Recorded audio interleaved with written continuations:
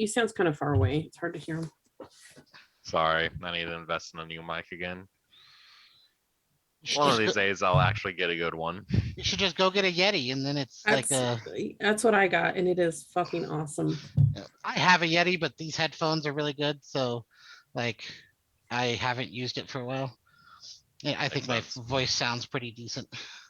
Yeah, it doesn't sound too bad. Just because the Yeti like takes up space on my desk, and like I forget. Is that like? Go ahead. Sorry. No, you forget. I forget that I'm using it, and so I'll like stand up and walk away. And keep talking. Yeah. Is a Yeti like one of those microphones that's just like on your desk? Yeah. Like they use in podcasts and stuff? Correct. Yeah. Or you Okay. like I'm getting one of those arms that goes over my computer so that it doesn't take up room on my desk. Yeah, I saw one, Michael or whoever. I mean, I guess it's not the Yeti brand or whatever, but there was one on Amazon that I found that had some pretty good reviews. And oh, never mind. It was on sale for $30, but now it's back to like 40, 45. Never mind. Not terrible. Yeah. Well, my Yeti cost, I think it was on sale. I got it for 130. Mm-hmm. I was just looking at it because I wanted to record audiobooks, and then I just kind of looked up what you might need, and this guy came up and it was on sale, but now he's not on sale. So yeah. I don't know how much this one was. Jason bought it for me. I can't imagine it was crazy expensive though, because it's like I think it's the lower end Yeti. Oh, okay. Yeah, mine's the Yeti Blue or whatever it is. Oh yeah, that's what I have. Yeah, then unless it's a lot cheaper now. I bought mine like 2 years ago. I have no idea how much he spent. So yeah. I hate when he does shit like that. He buys you gifts? I'm always yelling at him. I'm like, stop being thoughtful, damn it. You How dare you? Piece of shit. Damn you thoughtful bastard. Aggressive thoughtfulness. Yeah, that's our relationship though. Give me a couple minutes. I'm going to go use the restroom, and then go ahead and start recording. When I come back, we'll go ahead and get started. Okay. Ready for the poop test? Recording in progress. I've been so constipated the last few days. Oh, be right back. I have to go change my underwear now.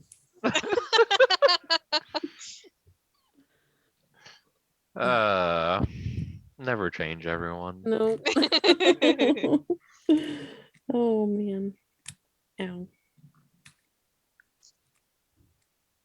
I just have to say that was really good shit. Like, got it right out.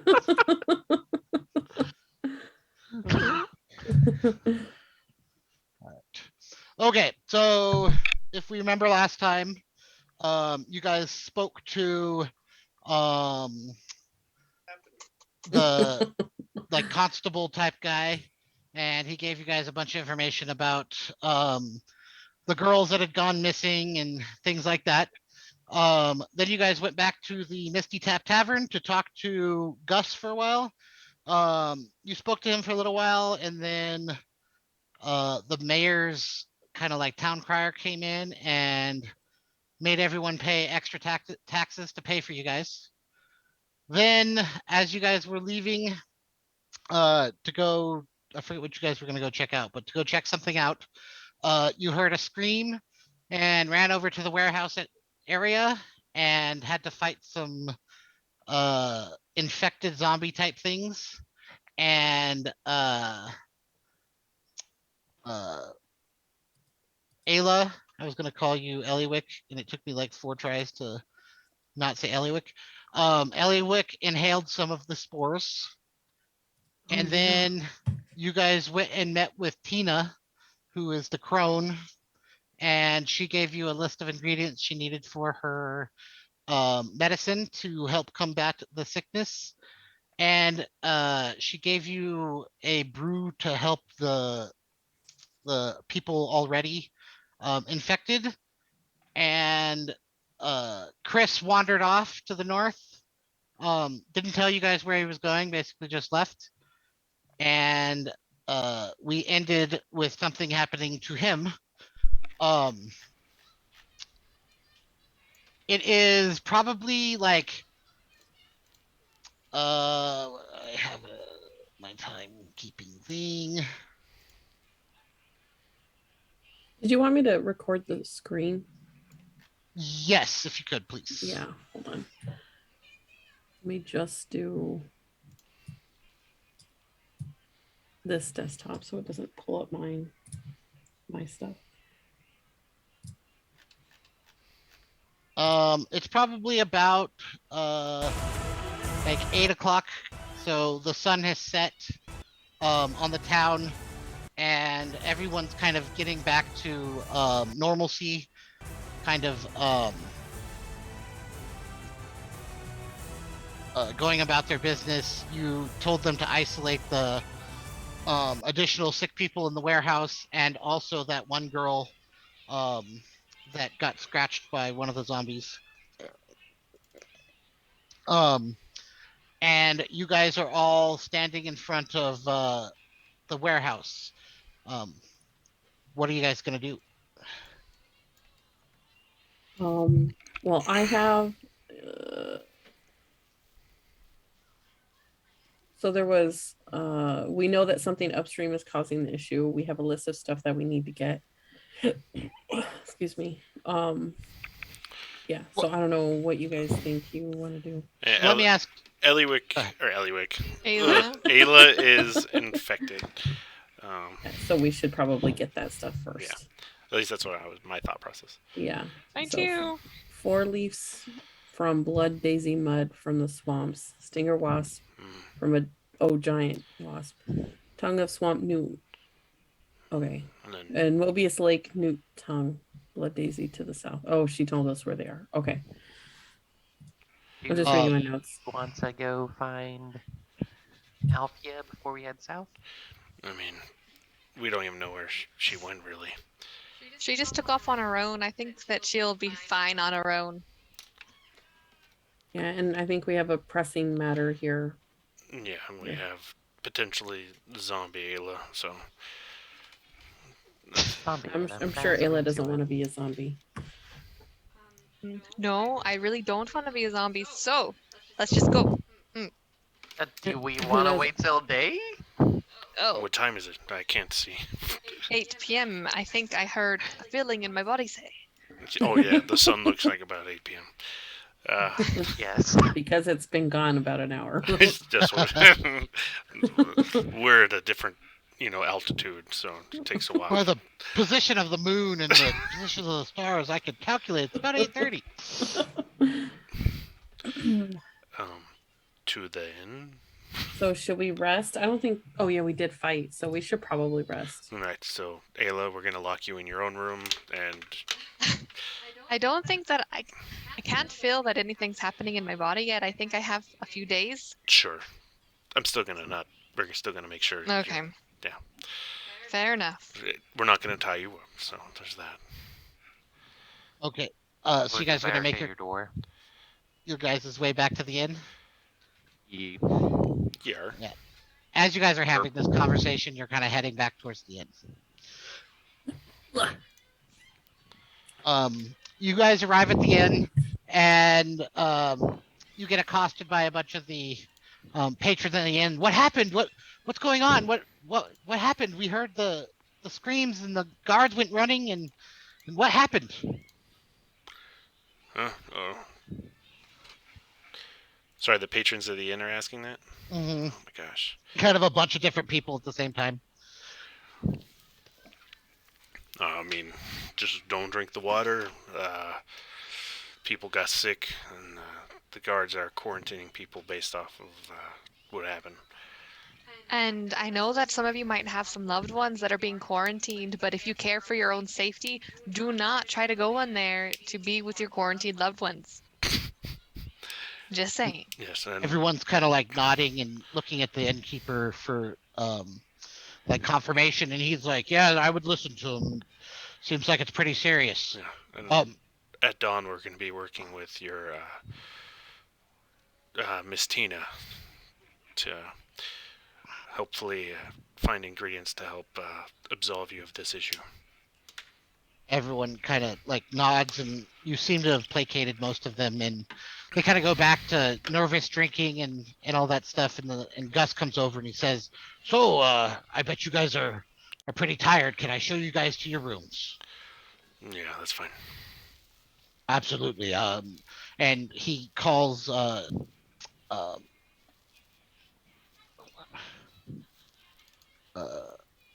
one day I'll remember all the names, but that day is not today. He's like, "Toby, go ahead and show them to the rooms." And he's like, "Oh yeah, it's going to be out back." And he says, "Follow me." And he leads you to the same kind of group of rooms where you guys went in. I almost forgot this in the recap, but you guys went into that room and found the doll that actually talked to you at one point. That traveler left. Yes. By the way, did you give it back to? I think Caden has it. Okay. Kaden, I think you have the doll still, right? Oh, yes. Do Oh, you want me I to hang on thought- to it? I thought Althea had him. Yeah, I thought that Althea Yeah. took them. I'm She I did. was interrogating it. She left before I gave it back. Yeah. Because I Oh, was it. I was doing the identify, and that's Okay. when she left. So yeah, I do. Okay, got it. That is Okay. true. I remember now. Well, I'm glad you remembered because I don't remember that. I thought that Althea had it, and I was like, "Oh shit, that doll's gone now." So you guys found the doll, and you guys are actually you have two rooms, just a couple doors down from there, and he shows you to your rooms, opens the doors for you, and kind of lets you guys get settled in. Are you guys like gonna hang out and speak for a little while, or are you guys going straight to bed? I don't mind hanging out. I don't mind. Yeah, I want to speak for a little bit. All right. And who's staying in which room? I'm guessing the girls in one room and the boys in the other. I feel like Ayla Well- should be in her own room just in case. I agree. Sorry, Yes, Ayla. yes. I mean, I do get should my own stand room. So I think someone should Could be stand watch worse. outside of her door as well. Knock on the door 3 times when you want out. sure. Okay. And if you're slamming your body against it, we'll assume you're a zombie. Okay. And So we'll Duly don't say- sound noted. too hard. and If we'll you break kill the him. door, though, you'll get a plank and a hinge and a doorknob. So I'll knock. I'll knock on a pattern so you know it's me in my right mind. I'll go like this. Oh, you could just do 3 times. How about But two a and a half? pattern. The pattern works. I'm going to knock on a pattern because a zombie could on accident knock 3 times. So Yeah, fair enough. Before everyone, or well, before Kaden goes, Kaden, I want to learn a spell from you. Do you mind if we take some time to do that tonight? Yeah, that's fine. For the record, I do actually want to also learn a spell from Caden. It's a fireball, and I presume he could probably learn a spell from me if he wants. how are you going to learn the spell from him? It's wizards. It's like it could take an hour to learn it. Or Oh something, yeah. Okay. Yes. Yeah. and 50 gold. I don't know if Adam has 50 gold, but I You sure need- as hell do. You need like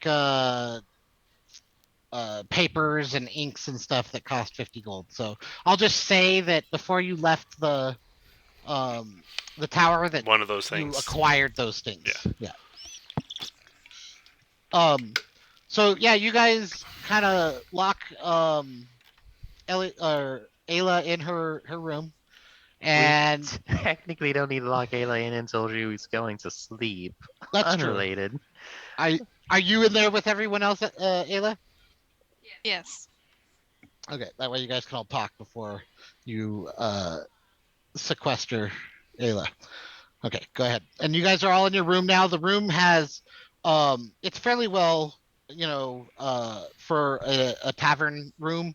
It has two kind of feather mattress beds with pillows and blankets and comforters and everything. Has a chest at the bottom of each bed, and there's a single window in the back of the room, looking out towards the ruined temple. There is two chests on either side of the room for like clothing and stuff like that. But other than that, it's a typical tavern room. Can I make just a quick sweep of the room just to make sure everything's good? Absolutely. Go ahead and roll an investigation check. Like Nice. it looks ship shape. As far as you can tell, there's nothing. Tired. Yeah, but you feel good that you guys are secure. Yeah, and I'll completely agree with her because yeah, I mean, yeah, I've been doing this a long time. Yeah, looks perfectly normal. How do I do a long rest? So basically there's not like a thing that you can click in Roll20. You just basically like restore all your spell points and you do it all manually basically. Oh, poopy. Okay. Yeah. This is why eventually after this story arc I'm gonna try to switch over to You should totes do it. I'm gonna try. And you can use my We're probably gonna do D&D it at stuff, around so the you same don't time have to buy too. any books. Yeah. And it'll save me some money on Roll20. Yep. Anyways. All right. So everything seems secure and you guys are all just kind of hanging out in the room together. Hayden, I know that, well, I've heard a lot of different mages use different methods of retaining their spells. Like, Mhm. Ours is gonna empty out her bag, and a bunch of small wooden totems are gonna land on the floor. Like, I carve mine into totems. It helps me smuggle them around back when I was up north. Yeah, that makes sense. So that How gets a do little you... heavy. It is, and it's a little bit jingly, and it's hard to tell which one's which. It's really annoying. Yeah. So for me, and I'll pull out a book, and I opened it up, and you can see like music notes. I write them. I turn my spells into music notes, and every day when I prepare one, he pretty much does. Whenever he prepares a spell, he has to put it in his sword because he charges a lot of his spells in his sword.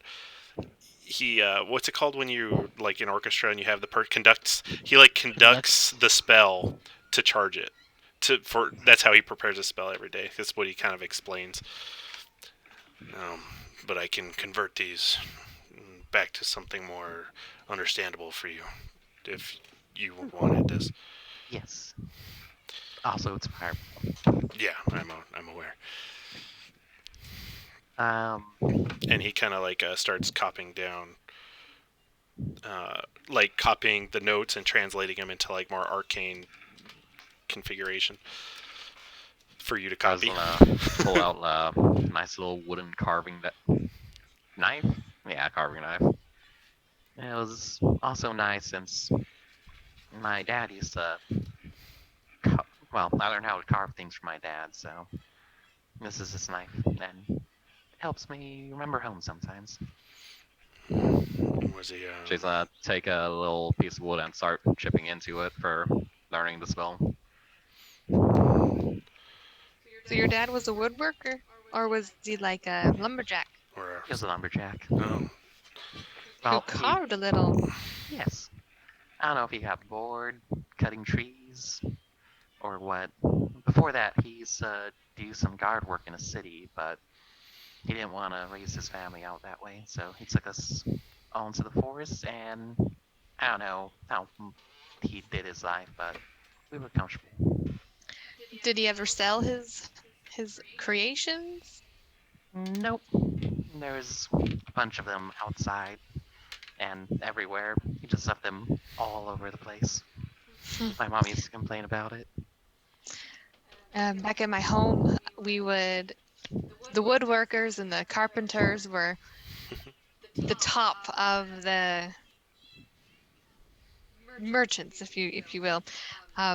They were so prized for their artwork and creating materials and tools and bedding and tables that we never would have had if it weren't for them. And I had a very, my father had a very good friend who was a carpenter, and every time he would carve something new for my family, he would carve my little initials somewhere on the piece of furniture, and it was always a game for me to try to come and find it. And then I would find my father's initials and then my mother's. It was always quite a wonderful thing. So it's nice to know that, you know, somebody's doing it for the love of carving instead of just for profit, Yes. that love. Is your dad still around? No, he's not.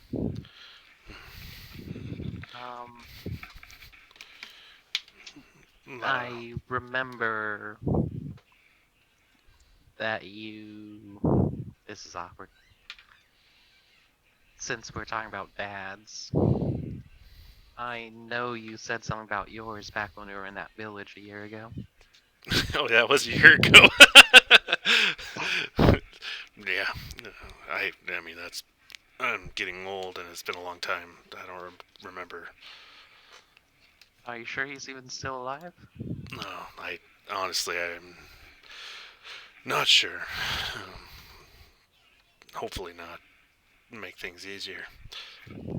Oh, so you and your father were not close. Uh, to be fair, not at all. It's not like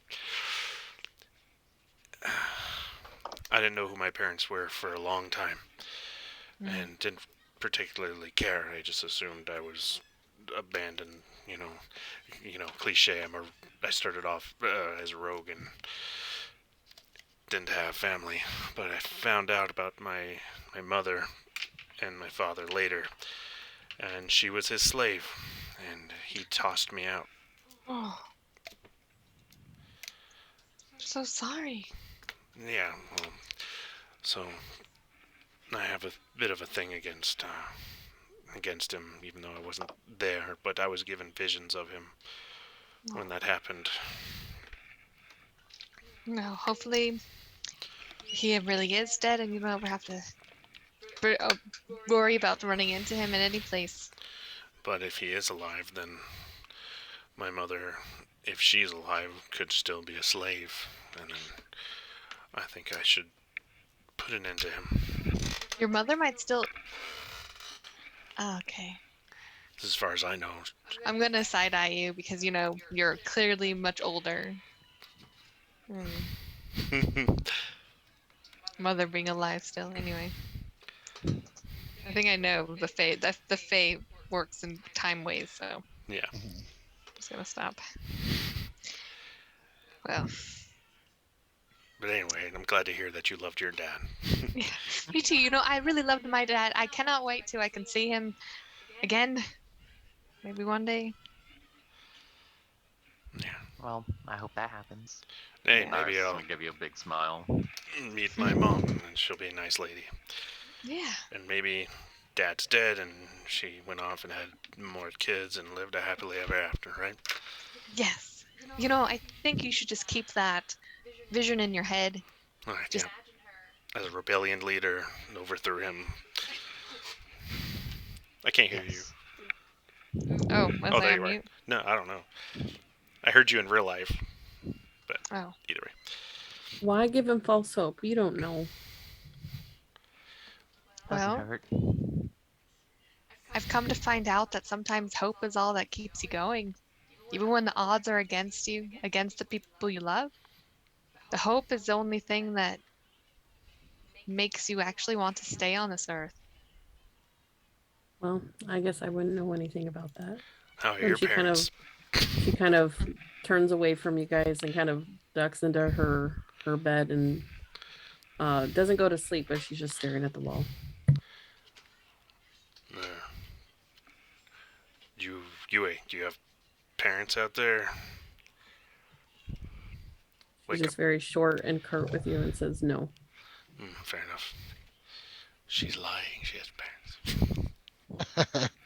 Don't know that. Unless she could have been born out of thin air. Maybe her parents are bad like your father. Yeah, that's possible. There Well, if you need goes. help killing parents, let me know.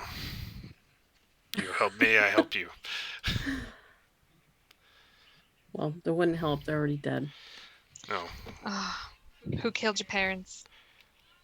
I don't know. I don't know anything about my childhood. All I remember is being at the tower. Really? At what age? Well, Thule took me in when I was, I don't know, maybe 7. I barely remember anything before that. Oh, wow. Maybe you'll be able to find something about your parents if that's, what you wanted. Have you ever Well, talked? Thule told me that they were dead. She's never lied to me before, so Mm. I'm, you know, I'm really sorry to hear about your family, but if there is anything that we can do to assist, guess let us know. I will say I was a little let's happier just make sure. Let's when. just make sure you don't turn into a zombie. Yeah, that's pretty important. Yeah, yeah. Though I did hear that Thule's a pretty good mother, so at least you had that going for you. Biased. She kind of just makes like a nervous laugh.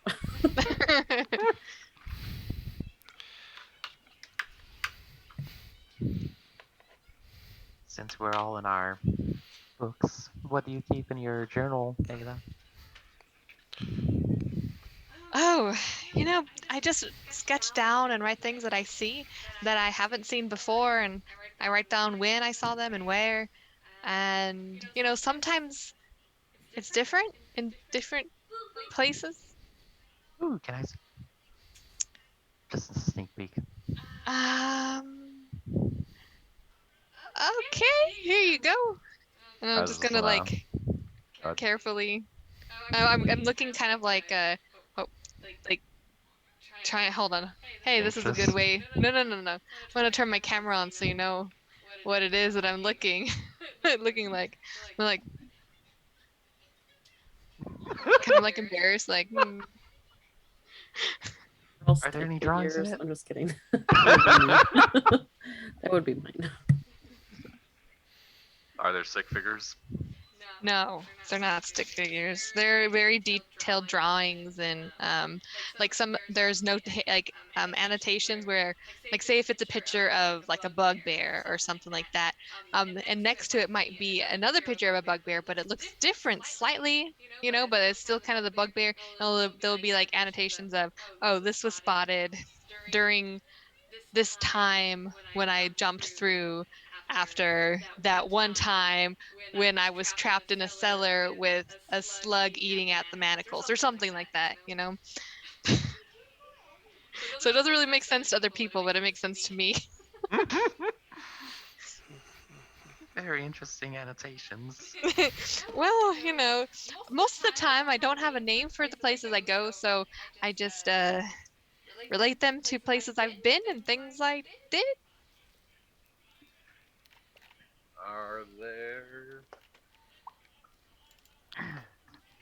What was I gonna say? Are there pictures of like people and stuff too? Yeah. You'll see, I mean, you probably don't know their names or anything, but there'll be lots of repeated pictures of Jamie and of Vernon in different stages of life, in different stages of like health or occupation, that sort of thing. This will be a weird. Or this is directed at Josh. Would I be able to identify that these are the same people recurringly? Oh, I'm a good artist. You would kind of be able to see that the progression of, you know, kid I, them to adolescent them to teenage them. yes, I think you would be able to recognize it. Who are these people? They show up a lot. Mm, They're they're who I'm looking for. The whole reason why I ended up at the tower. Looks like you've been to a lot of places looking for them. I'm I sorry. have. I can't bear. I don't know if you've ever loved someone so much that when you're not with them, you just feel that there's a pull away from your own body, like something's tugging at you, and you never feel relaxed or you never feel restful. There's just that constant gnawing, that the pain of their absence.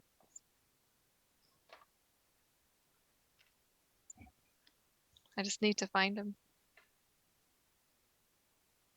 I was just gonna linger on one of the photos for a little bit. Pictures, not photo. You'll find him. I'm pretty sure of it. And Jason, I closed the book and hand it over to you. I'll take Thank it you. back.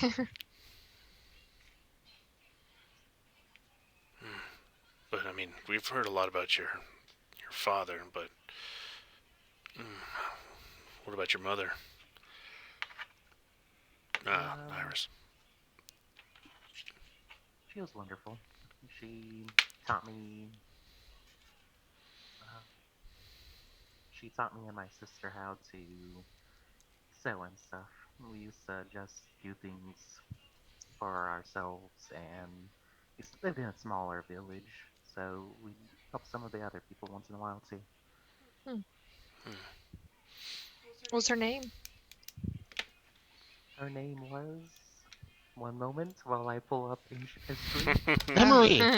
Memory, I need you to send out the name.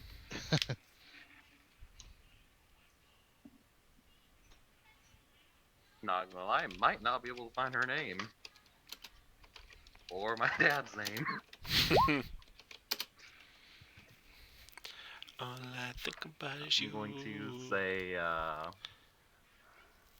Charlotte for now. I'll find out the real name later. Okay, That is Charlotte. now canon. That is now her name. Her name was Charlotte. Oh, that's a beautiful name.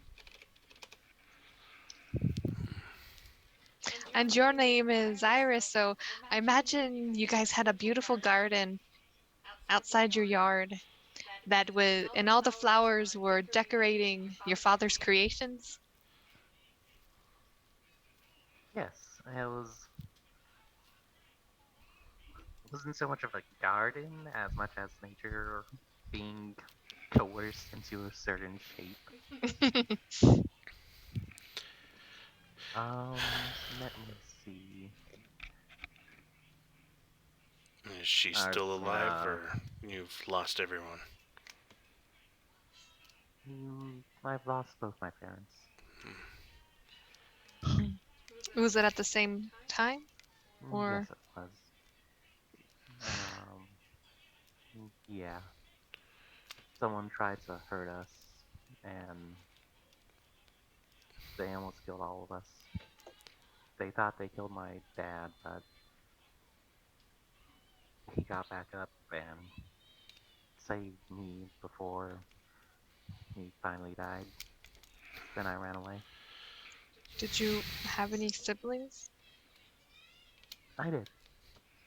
I was tearing up a little bit. My sister, she went away towards the city with my uncle before this all happened.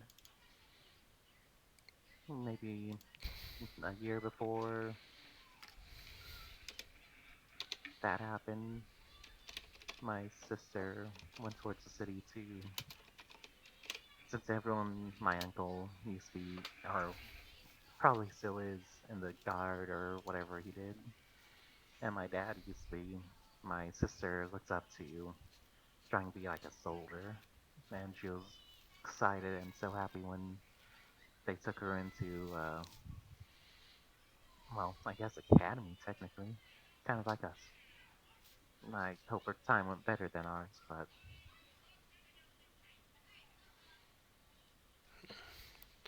And what was your sister's name? I'm gonna ask all the questions. Charlotte. Charlotte Jr. It was Rose, so then you have Charlotte, Iris, and Rose. her name wasn't Rose. Did you actually say Rose? Was it Lily? Tell me it was Lily. It wasn't Millie. Was it? Don't tell me. Primrose. No. Azalea. Close. No. Chrysanthemum. That's my last name. Hmm? That's my last name. It can't be Azalea. It'll be Azalea. I mean, I've heard of people being called Jonathan. Mimit. Never mind. My tongue has lost Anywho, And then, Lay out those dreams. I think I'm a little worried that she's turning. no, it's not that. I'm turning first. Medicine Get check. it off. Oh my god. Can you guys give me a second while I go grab my ancient history book real quick? Yeah. Yep, you're turning. No, you think I'm fine. Right. Go. Yeah, she looks totally normal to you. Oh no, that's suspicious. That's even worse. Yeah, yep. All right. Maybe you're fine. Yeah. Would you? I'm all like checking your elbow, your reflexes. Boop boop. I don't think that's right. How do you spell poor? P-O-U-R? Which kind of poor? Like to pour stuff Yeah, out. there's P-O-U-R. different Okay. Oh. But if you're poor, it's P-O-O-R. Or Well, if you're yeah, looking that at one like would be- pour on your face, P-O-U-R, yeah, for the one you're looking for. P-O-R-E. Or poor. I don't know what that is. Damn it. I got that song in my head. What? All I think about is you. It's you. Yep. Damn it. It's TikTok's fault. I haven't been on it in a while. Keep going. This is great if you guys, unless you guys are done. He's getting his book of Yeah. of We're names. just yeah. waiting for Iris. I forgot I was trying to spell poor, and I Got distracted. couldn't make my head get around that word. Go to Google sometimes, man. Mm-hmm. It's so Yeah. funny that you can type in how do you spell in that word, and it tells you. I'm like, how do you know what word I'm trying to say? I can't spell it. That's how you do speech to text. Oh, I hadn't thought about that. That's good. That's a good thought. Then you don't have to go to Google. You can just say it, and it'll spell it for you. Oh, that's true. Yeah, that's smart. I am back With names. in a few seconds because this book is fucked up. Fair That being See- said, See how valuable electronic notes are? Then you can organize it, have like tabs and table of contents, whatnot. I wish I could argue against her right now, but you are 100% right.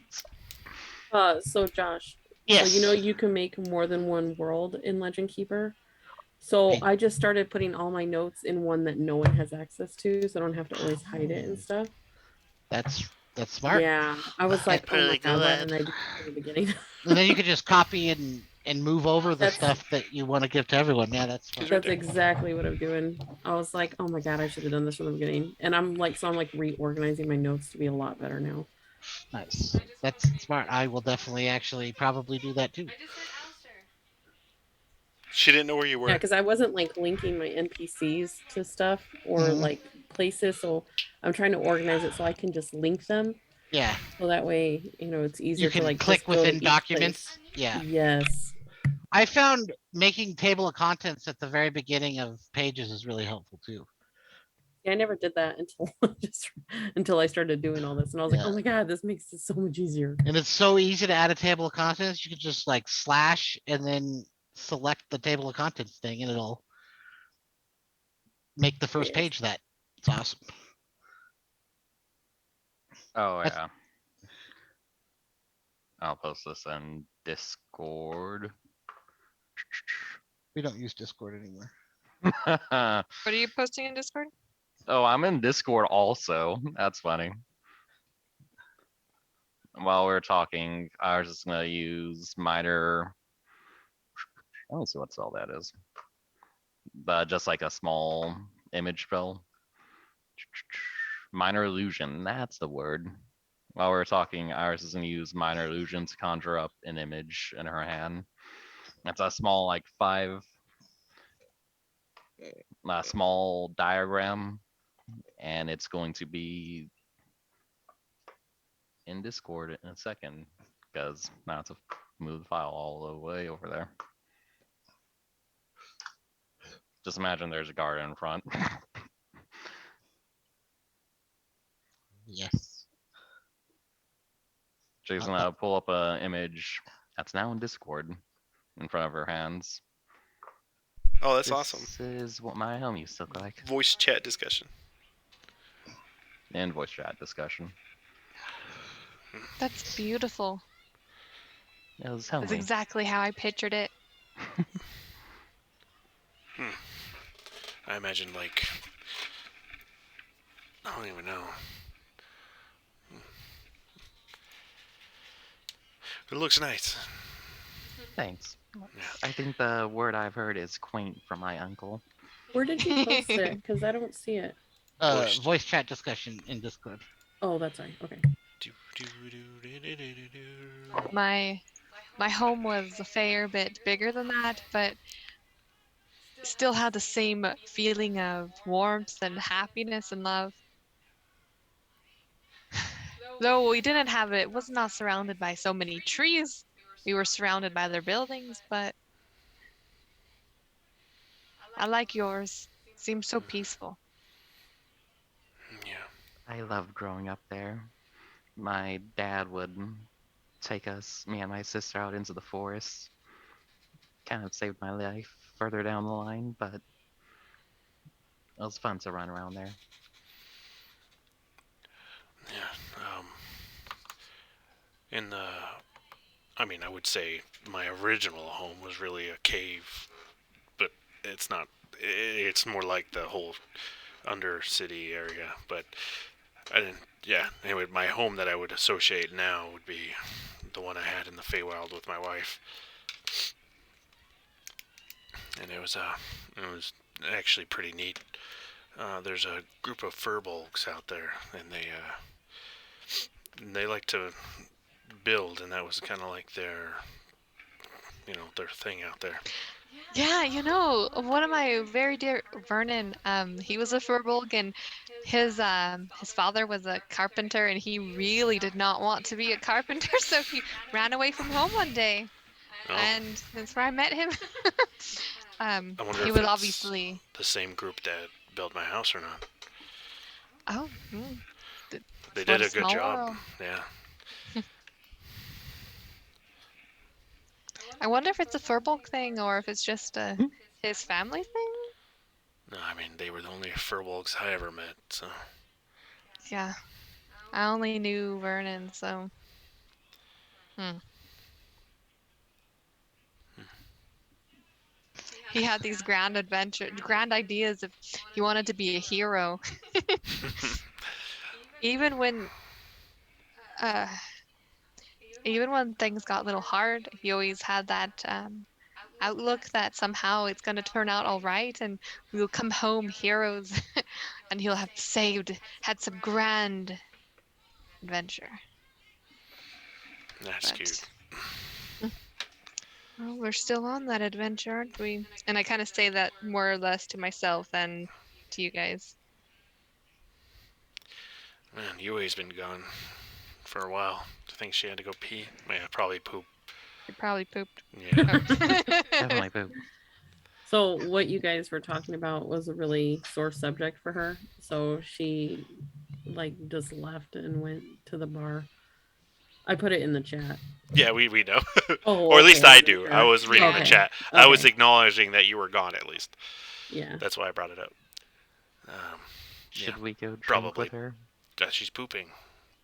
Oh yeah. Yeah, I didn't tell you guys. We what I don't was know what she's doing. doing. I just kind of You're like right, you're right. walked out. Yeah. Mhm. I mean, if you want Not to go, like rude or like slamming doors or anything. She just kind of like quietly went out the door. you know, maybe she got the toilet stuck. So if you need to check on her, Mhm. Very likely. she probably lays large logs. Just And she needs a poop knife to cut it up. Sounds like a brother discussion, and not a character discussion. yeah, you're right. That's funny. All right. Oh, I enjoyed that thoroughly. You asked me about my sister's name earlier, and I haven't thought about it for a while. I try not to sometimes. Her name's Celine. Celine. Does that sound familiar? There was a character named Celine in the last campaign. Should I history Probably check? unrelated. Well, I don't know that. But I don't Good history remember. check, absolutely good. And roll. History is a thing, right? Yeah, it's just pretty much history to see if I Yeah, remember, roll or it. just regular. Not that I'm good at it. It's just good to. Oh, not bad actually. I have a +3. Didn't roll great, but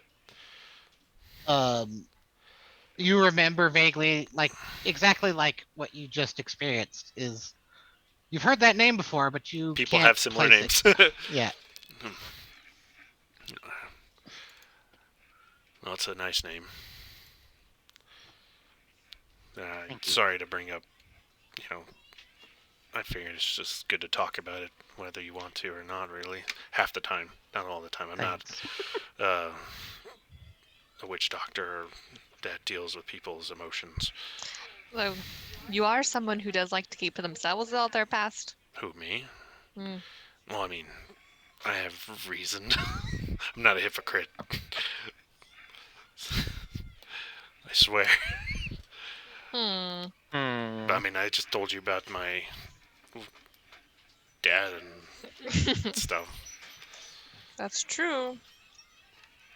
We'll give you credit for that. Yeah, One golden star for the day. I guess I'll wait till UA's here too before I start Yeah, So, do you opening think that myself up to you guys. You first, Sayla. Oh, do you think that she just actually went downstairs? She did seem a little bit upset when we were talking about our parents. I mean, it's probably likely it's a touchy subject for a lot of people in the world, honestly. I mean, how many of us still have our family? You know, I still have my family. Or do you know if they're, well, that's fair enough. But a lot of people aren't, me, you, and obviously, not me, you. I'm referring to you, Iris. You can't see me. But, but me and Iris obviously have issues in UA as well. Before she left, she said they're dead. Maybe I should have been more gentle with my proddings, but I'm nosy. But yeah, I mean, maybe we should go check on her. Or someone that's not super abrasive, like an old man. Unfortunately, none of us drink, and it's kind of hard. Like, I think we'd relate better if we drank more, but I mean, I drank. unfortunately, then I think you have to go talk to her first. Maybe you need to drink a little bit before you talk to her. Will that help? No, probably not.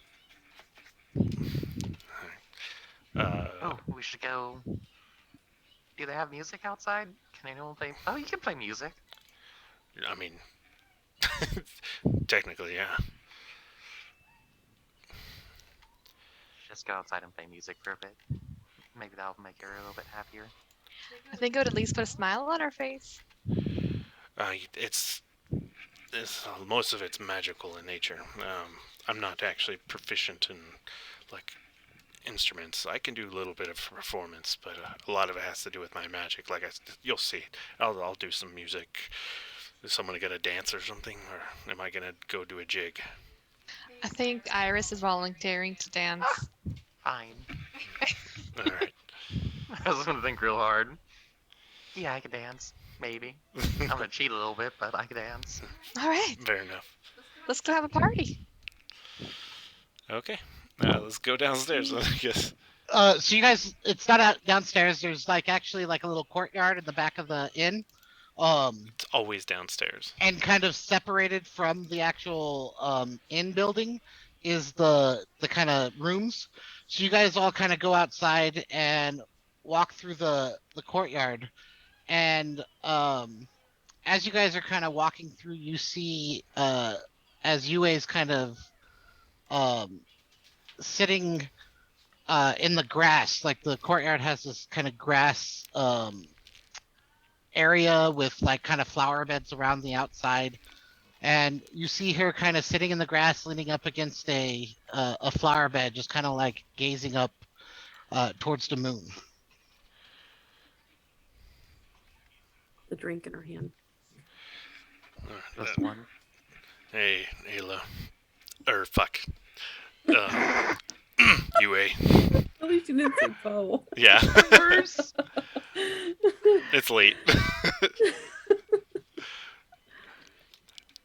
And she'll kind of turn and look at you and then stand up and like brush off her butt.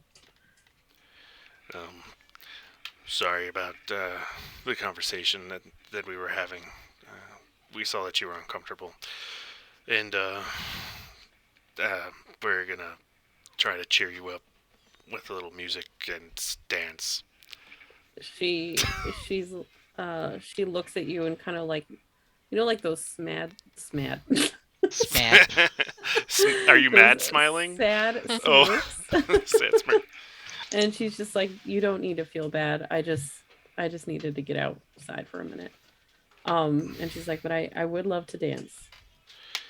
Not with you, Kaden, but just dance. Because I'm. Oh no, I mean, It's we like, were let me gonna dance clarify. for you, but I mean, we could all just dance out here. All right. It won't be very long, but I can create music for us. Iris is going to dance for us too. So you have a wonderful dance partner. Iris does not bow. Curtsy. Bow? Bow. She's doing a bow. She doesn't have a skirt on. May I? Oh, are you trying to dance with me? Yeah. Or you don't have to. Just Well, dance next to each other. she's like, I don't know how to dance. And then she kind Neither. of like pulls out her staff, not to hit you or anything. Let me back up there. She pulls out her staff and kind of like starts doing her martial arts sweeps. And she's like, this is the only way I've ever known how to dance. Oh, Do you know how to do any of this? Nope. I Well, here, actually. Sorry. let me show you. And so she's gonna kind of like show you some stances and like some sweeping movements. And then eventually you guys start doing it at the same time. So I'm thinking like Avatar style, you know, like we're both kind of doing like the bending movements. Yes. Yes. Know what you mean. I'm getting down what you're putting. Well, I'm picking up what you're putting down. Yes. I'm not even playing music yet, but yeah, it looks good. Oh, okay. Oh, I thought music was playing. No, he'll pull out his rapier and he'll get into his fighting stance. And essentially, what I'm going to do is use my blade song, my last one of the day that I have. It lasts a minute, um, but the arcane symbols on my rapier around the hilt start to glow and kind of like pop off as musical notes start to like apparate in these faint blue patterns that kind of bounce around. And that's where the music comes from. And he just does his fighting style essentially, like, but differently than yours. Mine's more of a fluid, uh, lots of stepping and like flourishes and stuff like that. So we look like a bunch of weirdos, probably. It's the only way he knows. You can see Yue in the moonlight is just glowing. She's very happy right now. Can I roll a performance to see if? I was just about to say I need all three of you to roll performance checks. Herp. Were you gonna do something specific, Ayla? Oh, I was just going to jump in and like if they're gonna be hesitant on like what to dance, I was just be like, "Whoa, here's a really easy dance that I learned when I was 10 or something," and I was gonna sing the dance. Ooh, that's awesome. I mean, based off Let's of do probably it. how we look, kind of mesh us together instead of doing Mm-hmm. two different dancing styles. Mm-hmm. No, but like everything was going on, so I didn't say that. I didn't jump in. No, Right. So you kind of like watch them as they're doing this, and as Yue looks like she's been doing this for a very long time, like flowing into the moves and looking very graceful, while Caden like clearly knows the moves that he's performing, but like he's this has no grace whatsoever. Like he's just kind of, it's rhythmic and it's but it's very utilitarian. And Iris, you're watching Yue, and at first she's like showing you the moves and you're following behind her, but over time as she kind of loses herself in the kind of rhythms of what she's doing, she starts to move faster and faster and you can't keep up with her, but you still kind of go through the motions and you enjoy yourself. but I'm it's just like imagining her knocking herself in the face. it doesn't. If you'd have rolled the one, that would have actually happened. That would But have no. been great. Um, but as you guys are doing this, I need you to make a perception check, Ayla. Oh no. Okay. Mhm. Damn. So as you're kind of watching this, you hear like the snap of a twig, and you turn your head around, and you just see as the form of like a young, not like child, but maybe like 17, 18-year old, very kind of, thin, kind of rail like um girl ducks around the corner, and you see as she like stops, and you see these big brown eyes as they kind of peek around the corner, and she sees you looking, and she immediately darts back behind the wall, and you can hear her as she starts to run off. I will like just be like, guys, and then as I'm saying that, run. Okay. So as you kind of like run around the corner, uh you see as like you can see her kind of off in the distance, just running towards the river. Are you gonna try to chase her? Running towards the river. Yeah, so this direction. Oh, you guys are probably not on the right page. Are you on the right page? Yes, you're on the right page. So, So like say that again. kind of this direction. And that's where we were with the You warehouse. guys were right here, and then she's running this way. I mean, she can't have got there yet, right? She's But she not. is. She's just running in that direction. Yeah, I mean, I'll still run. Okay. Uh, go ahead and um roll an athletics check.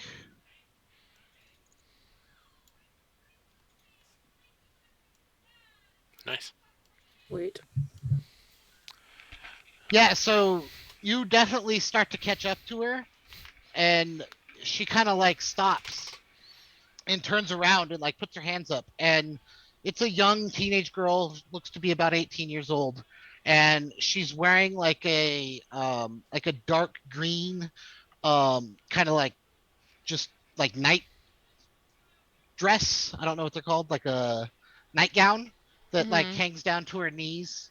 Um and she looks at you, and she has black hair that's pulled back into a ponytail. She has big brown eyes. She kind of has like a very round face with high cheekbones and um kind of red lips. Um she's very thin, and you see that underneath one of her eyes looks to be like a healing black eye.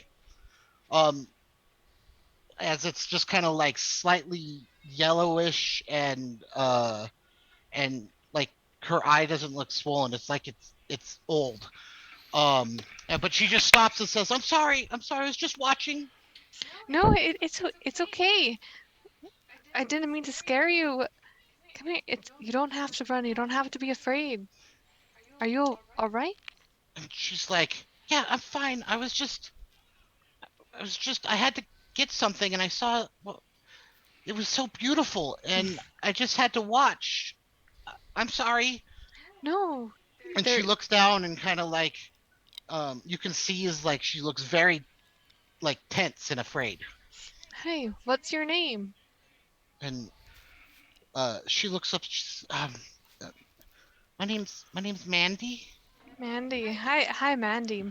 My name's Ayla. Hi, Ayla. I have to go. My father will be waiting for me. I have to go. And she starts to turn to No, leave. wait. Do you Uh, need any help? make a persuasion check. As you say wait, she kind of like stops and turns back. And you said you need any help, and she's like, no, no, I'm fine. I have to get back. What is it that you needed at this hour? Are you hungry? Make a perception check. Okay. Oh, wrong one. I put performance. when you ask her what is it that you needed, she like looks around like nothing. I had to, nothing. My father, he was he once wanted some ale. Yes, I went to go get him his ale. And I mean, this means I could pretty much the perception Oh, was it to see if I was if she was lying. she's clearly lying. Oh yeah, she's clear. Okay. And you said that she looks kind of abused a little, like. Yeah, she's very very thin, Mhm. and she looks like she has a black eye. Yeah. Well, here, how about let's get you something to eat? I have something in my pack, and and then it's just really dangerous this evening because I don't know if you've heard there was a little outbreak of infection. And they're kind of around here, and I just, don't want you to get hurt. No, I have to get back. Thank you. I eat just fine. My father takes care of me, and I'm fine. I have to go. I'm sorry. I'm sorry. And she turns and starts to walk away from you. Okay, then I'm going to try to stealthily follow her. Yeah, roll a stealth check. I'd say we're come. At least I was gonna start heading up because you said something, Mm-hmm. and I was like, "What the fuck?" So you kind of head up, are walking up as Mm-hmm. she turns to walk away. Um, and do you try to stop her? What are you gonna do? Me? But at first I'll be like, I already fed him. Yeah. If he wants more, he can have more. Sorry. I, you can have more. Hold on, 5 minutes, okay? Um, what's going on, Ayla? Who's that? I don't know. She just I saw her watching us from the bushes, and then she took off running, and then she just looks very malnourished and bruised and without proper dress. It's very cold out tonight. And she said that she was getting ale for her father, which was clearly a lie. Um, And she's walking her way still, right? Yeah. Mm-hmm. All right. it's very suspicious.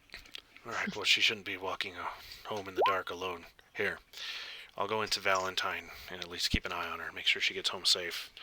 All right, she went off in that direction. All right.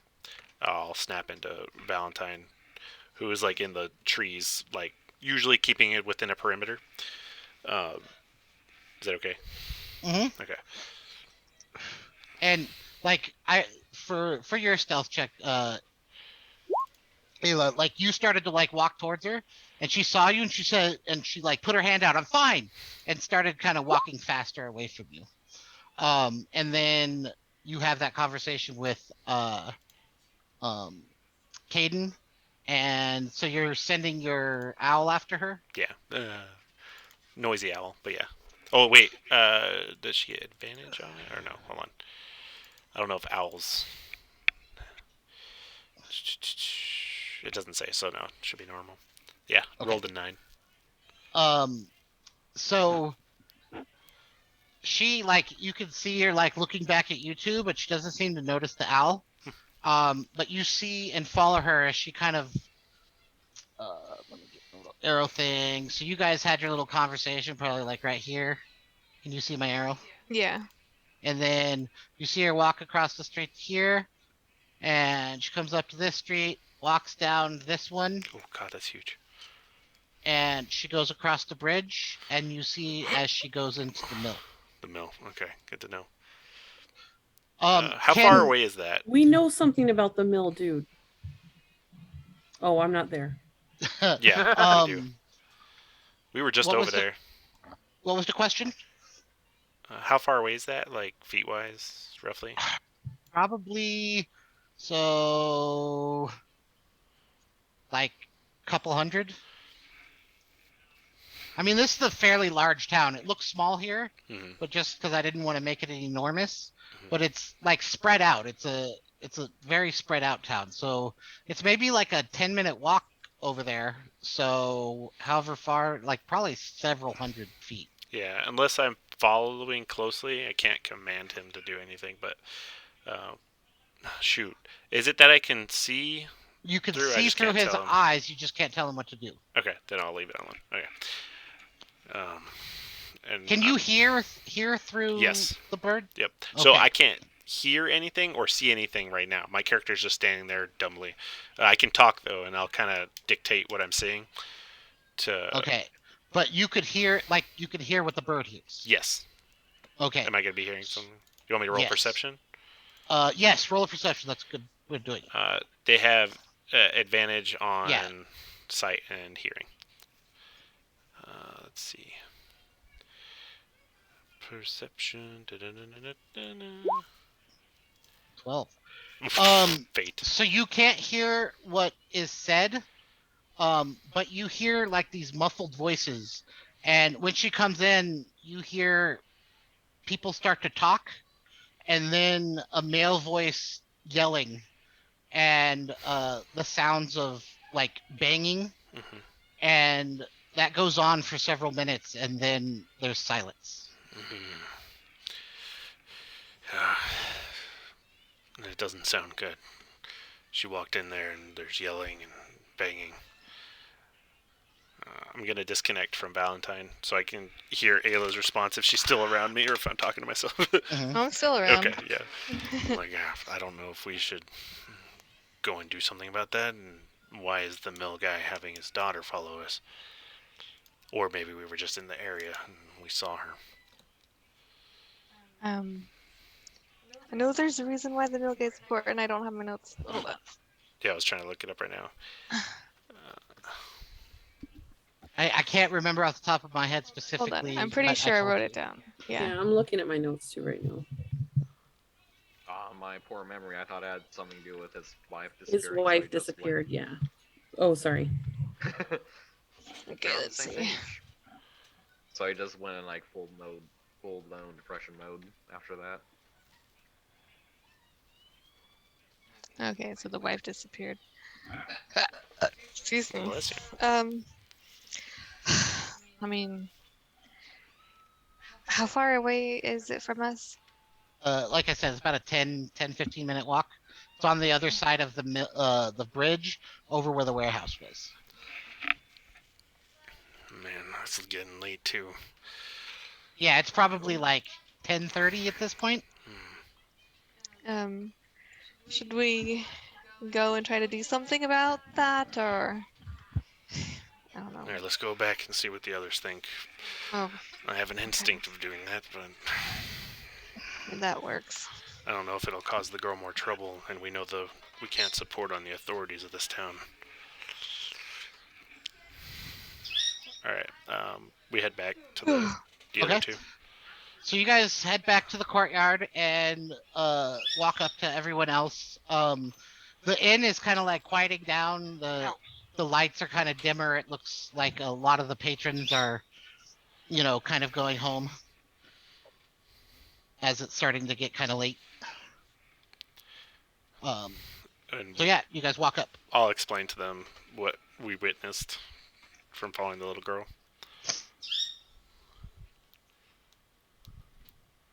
And you say they went to the Millers. Yeah, I'm assuming it's the Miller's daughter. I mean, we needed to talk to him anyway.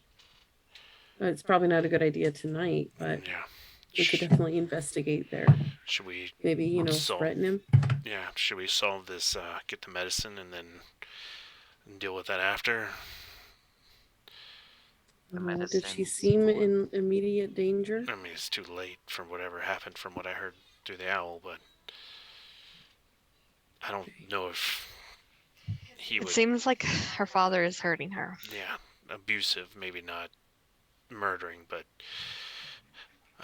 I worry that if we try to interfere, it's just gonna keep going. Get us in more trouble in this damn town. Yeah, unless we. She probably wouldn't want her father dead either. So we shouldn't even do that. So maybe there's an alternative. Talk to him, get him to fix his ass. Turn him into a zombie. It won't be our fault. Honestly. But the thing is, I worry about her. I don't want her to. I'd rather. I don't know. I do want him to pay. So we should verify that's what's happening too. Maybe the innkeeper would someone from the town would have a better chance getting to him than us. That's true. Maybe we should talk to Taps. Let him know what we saw. Oh, hey, that's a great idea. All right. Do you want to do that now or in the morning? We could probably Uh, do that one now. yeah. We won't be here in the morning, I It presume. is pretty. Yeah, let's go. All right, so you guys walk into the inn, and like I said, it's kind of dying down. There's the regular crew, so there's like 5 or 6 people drinking at tables, like one or two together, and then the rest kind of just by themselves. Um, yes, we can do that after this taps conversation. Shouldn't take that long. So you guys walk in, and you see as Gus is or Taps is kind of cleaning a mug, polishing like jars and stuff like that, and he says, "Oh, you're all still up. How can I help you today or tonight?" Um, we had a minor incident, or an incident while we were out there. We witnessed, I guess, the miller's daughter, and she seemed beat up and scared, and Malnourished. malnourished, lying about it, of course, and wanting to get back home. I followed her with my familiar, and I witnessed noises from the house, yelling, crashing. I'm assuming abuse, and we either wanted to come to you because we don't want to make her situation worse. We're outsiders, and if there's I anything that you know that could be done, or if you could do anything, being a person of influence, at the very least. so he kind of like as you say this, he's I old Mandy. Yes. I have yeah. So old um yeah, old Dill, that's his daughter. Um and I know exactly what you're speaking of. Unfortunately, um I don't know what their relationship is, but I've reported just that to the mayor, and he told me to mind my business, and nothing has been done. Um, and he didn't exactly threaten me, but there was definitely the implication to mind my business. So, unfortunately, no one seems brave enough to do anything about it. But What Mm, should be done? Is it because nobody wants to take in a girl? Or nobody wants to punish? I guess. Is it literally because if they punish him, she has nobody and they don't want to take care of her? it's more nobody wants to upset the mayor, and the mayor has made it clear that we're to leave Dill alone. the goddamn mayor. You said you've been. Sorry, I was thinking about why she would be here. And you said you've been missing alcohol. His eyes kind of widen. I have. Like, not kegs, or No, smaller. it's a bottle here, or Maybe like something a little girl could carry. Oh shit. he kind of like rubs his chin, and he says, "I hadn't hadn't thought of it that way." Do you think, is he an alcoholic, the father, or because she did say she I was trying to get him a drink, and I think we were assuming on the up and up. But if you're missing things, and it's strange to have a girl in the night that's abused. yes, and uh, Dill has quite a tab he's run up here at the inn. Um, he hasn't been able to pay it. I cut him off a couple of weeks ago, so that would actually make sense. But I hope it's not her. I wouldn't want anything to make her life even more difficult.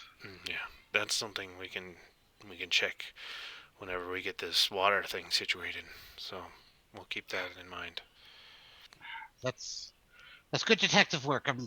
I hadn't thought about that. I never would think that little Mandy would do something like that. She used to be such a nice girl. Don't blame her. He kind of looks at you and says, "Of course, I get it, but I wouldn't have thought of her." Oh, it's not her. It's her. Damn, it's her dad. Yeah. And She has no other choice. he kind of nods and says, "Yeah, I can see how she might have to be doing is what he's asking, but I don't know what we do to take care of this or how to handle it." Well, here, I have an idea, mostly just to placate any abuse that she might be getting. If there's a consistent spot that she's stealing from, I'd like to maybe purchase a fair amount of alcohol that you could have go missing, that you could leave unsecure. And one, He maybe we could use that just to verify what's happening. he kind of nods his head and he says, "Ah, that's mighty kind of you." And he taps you on the shoulder, gives you like the old friendly like good boy, that attaboy type of a tap on the shoulder, and he says, I could take care of that for you." All right. Well, I'll throw in 10 gold for that. Um, so you guys have been buying like bought drinks. 10 gold would be like almost like a full keg, Fun. like that. a couple of like that would that would be significant amount of freaking money. So I'll be like, here, let's split it. I'll give 5, you give 5, because we I'm don't good know with how that. long it's gonna take. Yeah. So a lot of alcohol, give it some wiggle room. Just make sure it's like leave it clearly available to be taken for her. He takes the gold and he says, "This is too much. Here's an idea." And he kind of looks at you to kind of with that, "What do you think of this?" And he says, "Maybe a small sack of gold is next to the bottles next time." And he kind of like raises an eyebrow, like, "Do you think that's a good idea?" For now, Not not if she yet. gives it to her dad or he finds her with it. Ah, Unless if we mark them and they happen to end up back in your possession when he wants to drink. Maybe a small bag, like a very small bag, but if you give him money, he's gonna come right back here, give it to him again. Yeah. I Just leave a think little if mark we on were it. to do something, she's an older teenager, correct? mm-hmm. I mean, we could always give her a map and supplies, you know, uh, get he her kind out of of town. says, "I've known Mandy quite a while. I don't think she's got the backbone to just leave. We'd have Mm, to we'd have to help her with that." Yeah. Let's yeah. for now we can let Okay. her get away with it, but let it be a harmless theft since it's already paid for. Yeah. Mhm. And you just let us know if it, you know, if we need to do more And he before, says, because we have other things to take care of currently. Yeah. "Of course, of course." And if it gets Um, resolved, then you have money on our tab. he says, "I'll take care of it." Now, where were you guys heading tomorrow? That's a good question. Secret. We don't know. Well, we Swamp, do. probably. The swamp, something to the south. I have a bunch of notes. Mm-hmm. The Mobius swamp. Yeah, Mobius Lake. He kind of raises his eyebrows. He's like, "Oh, that's quite a journey. Um, make sure you guys bring some supplies. It's about a 2-day journey to the south." Oh, wonderful. Well, that Um, means shit. he says, "Actually, don't worry about it. I'll make you guys up a nice little travel pack, and I'll have it ready for you in the morning." What is it? How Does does that that mean sound? Amazing. if that's 2 days, that's just to the south? Mm-hmm. We might have to split up, you guys. Oh, There's no way that we can get back in time. We have no idea when she's going to turn, so it just, I don't think this is a good idea to go all together. I mean, it's 2 days of a walk, or So he says, "Oh yes, it's about a day there and a day back. So round trip." maybe Are there horses in town? the stable That master could be had followed. horses go missing, but maybe we could pay for some rent because we Um, definitely need to go faster. he nods and says, "Absolutely, you can you can get some horses from the stable Yeah. master. And I believe I should be fine. Da, da, da, da. Or wait, actually, I mean, I'm pretty fast, but still. oh no, mine only lasts an hour, so no. That's just for quick movement, short period of time. Why is Iris glaring at me? And we're looking like, what? What did I do? I was just gonna look away. What did she do? What the fuck? I know, I'm very confused. Oh, splitting the party. Oh. No, that wasn't that. That'd be a good reason, though. Oh. That being said, yeah, that is a good reason, but that's not why. All right. Oh, can I insight check? Sure, I don't see why not. I don't know what the roll for or how to do that. I guess Yeah, just maybe roll have an you insight. tried It's up against to you. Deception. Yeah, we can like roll against each other. You can decide what. I mean, it's I don't think ours is trying to exactly hide the reason, anyways. What? And I don't think ours is Oh. trying to hide the reason that she's Oh, got it. a little bit Okay. angry. So if that's fine for you, Josh, I'll just say why. well, it's entirely up to you because this is Yeah. getting it's you so- to make a decision. So She, you decide if it's good enough for you. Iris glared at you when you gave away what we're doing Wait, why was it a What? secret? because that's kind of Iris. I didn't. I it think was, the other It two was would Caden said it first. probably, but did yeah. Just being catty, are we, Iris? Yes, Iris is. That's when Iris picks it up. I don't know. Iris But- is a secretive individual.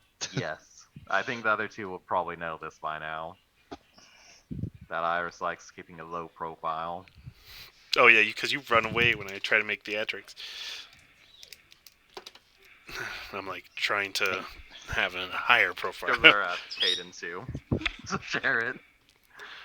Oh Like, what did you do, Caden? no, yeah. If I try to enter the room in a fancy way, she'll run away. It's like she doesn't want people to know her business, be a part of bigger things. Well, we didn't specify where we were going. I mean, Oh, I yeah, kind we of did. did. I was gonna say, There's yeah, only you so told many them swamps around here. literally exactly where you're going. Yep, I definitely said where we were going and everything. Hey, But you I have need to go for a second to help. yeah, I was Alistair. gonna say that we could take a break right now. Alright.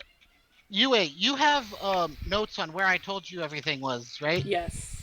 Just to make sure that I have the same notes. Where did you say everything was, or did I tell you everything was? Oh, hold on, let me pull it up real quick. Oops. Because sometimes I decide I'm going to change something and don't always remember to make a note about it. Okay, so I have in here 4 leaves from blood daisy mud from swamps, giant stinger wasps or wasp stingers, tongue of swamp newt, and I wrote immediately.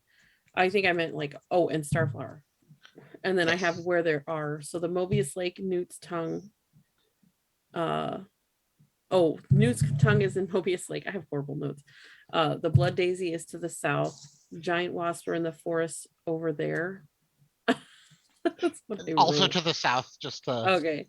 Yeah. Dig into swamp, right mud is black and thick. And then I wrote, I love this orc gnome elfish woman. And I want to Okay, be her. so yeah, everything that you guys need to collect is to the south. It's all near those Okay, swamps. it's all in Yeah. that area. So it's Correct. okay. I was thinking that we would have to go all around. I was like, oh my god, she's gonna turn to a zombie. So you'll have to go do some searching once you go that direction. They're not all like, oh, we found the swamp, and Yeah. here in a pile is all the Oh, things yeah. we need. I But yeah, see. it's all to the south. Yeah. Cool. Okay.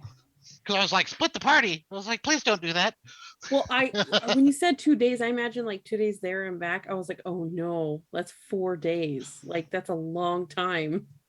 Well, We Yeah. can't do all of it that quickly. Yeah. Or that it is going to be a journey. So yeah. Yeah. I'm guessing you guys all kind of go. Are you guys gonna keep talking to Gus, or were you guys kind of done? I think I'm done. We need to go to bed. Yeah, that's what I was gonna say. It's getting very late. We're already done.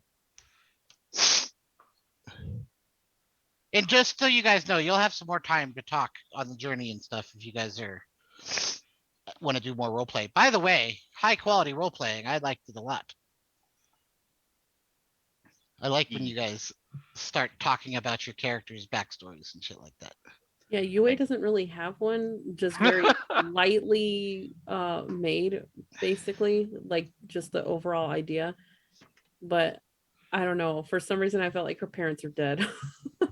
Listen, So, as a DM, you are okay. totally. Well, you told me, yeah, you said do I your. could throw that stuff in there. I was like, Yes. oh, here's some I fodder for figure you. you're good at improv, so just do your thing, and it all becomes canon as you reveal it. Or if you're like me, you forget all the characters in your backstory and have to rename them all. That's okay. So UA discovers that she has like a vault in the bank, and it has like 400,000 of the highest amount of money that you can get. Absolutely, Bitcoin and Is that then gods. canon? the bank teller comes back and she was like, "Oh my gosh, I don't know what has happened, but all of your money is now missing." God damn it. We got a I new quest. tried. I gotta try. She's an insatiable lover. That's canon. She's Absolutely, never done it though, but we're just gonna say she is. absolutely. Your exploits are told far and wide amongst certain individuals. Mostly by Tuli. Tuli Yes. brags about it all Yes, the time. Tuli I talks think about she that has a one crush on Thule. that one that got away. Yes, exactly. I could see Tuli actually having experienced that situation. She is very promiscuous, if you will.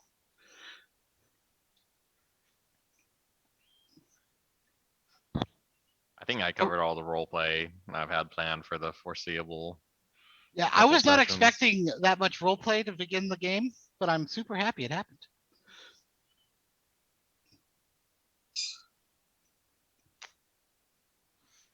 Now I just have to. And the cool thing is some of the role play actually is going to make what I'm going to do next more what's the word? Impactful. Relevant. Like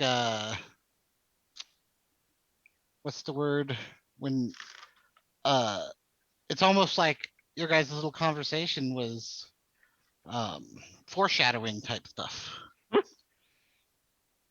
That is terrifying among other things. Mostly terrifying. I mean, I don't think we talked about anything too bad other than a lot of dead parents. Mm-hmm. Yeah, nothing too bad. It's not like don't be afraid. It's just I have a thing that I've been planning that touched on something, and I thought that was going to lead to some role play, but you guys managed to do it without me prompting you. Beat you to the punch. Yeah, exactly.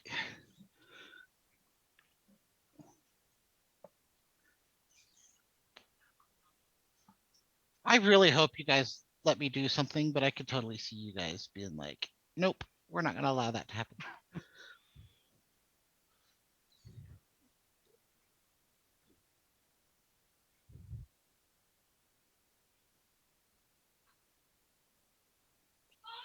I've been sitting on those questions for everybody for a while.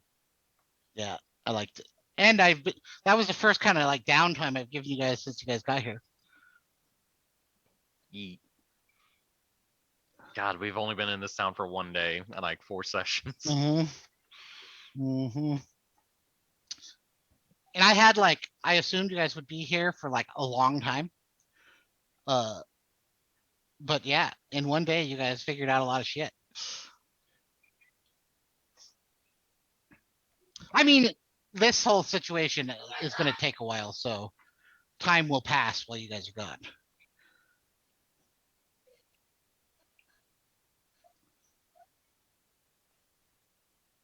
How's life going, UA?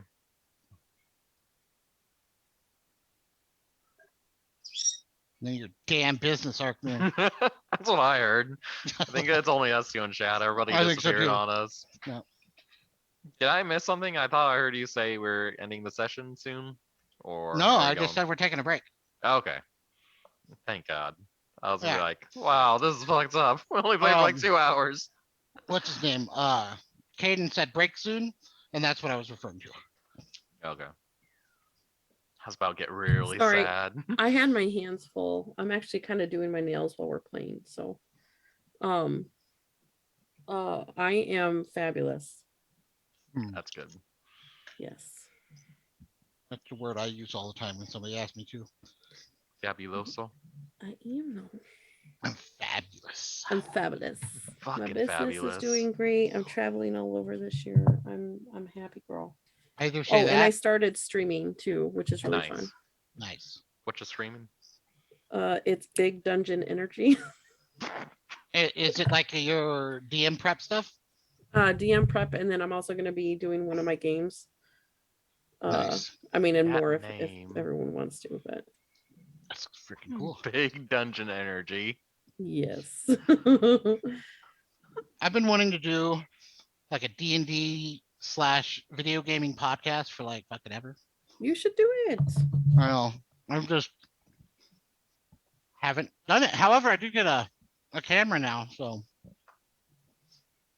I've been thinking I should like stream games and like stream my DM prep and shit like that. Yeah, I've met some really awesome people just watching them prep their games, Mm-hmm. and I'm like, dude, I want to start doing this. I don't It's know so if you- much fun. It is really nice to have someone in there giving you ideas. Mm-hmm.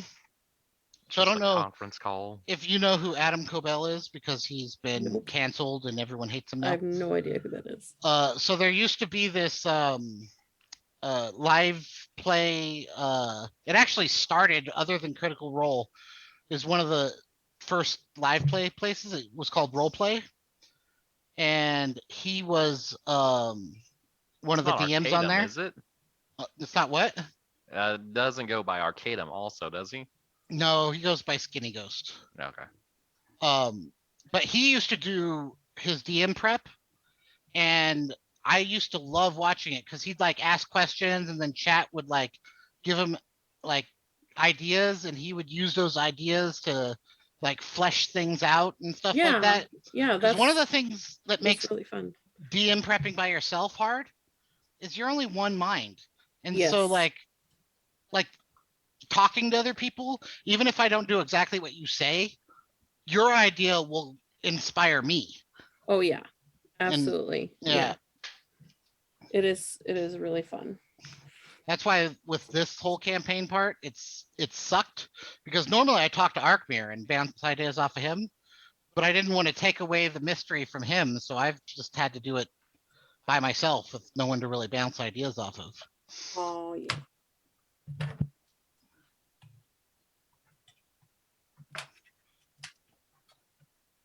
Yeah, you should totally get on there. I'll think follow you. I think I'm gonna, even if nobody watches it, it'll still be like me doing something. Yeah. I had one person on there last time I was on there. Like, whatever. It was nice having at least one person on there. It's better than nothing. Yeah, but Oh, you'll probably have two now. 'Cause I haven't- Yay! Yeah. I'll probably have two. Oh yeah, and you're not in any of my games, so you can totally. I don't know why. I like discussing DM stuff with all of my DMs.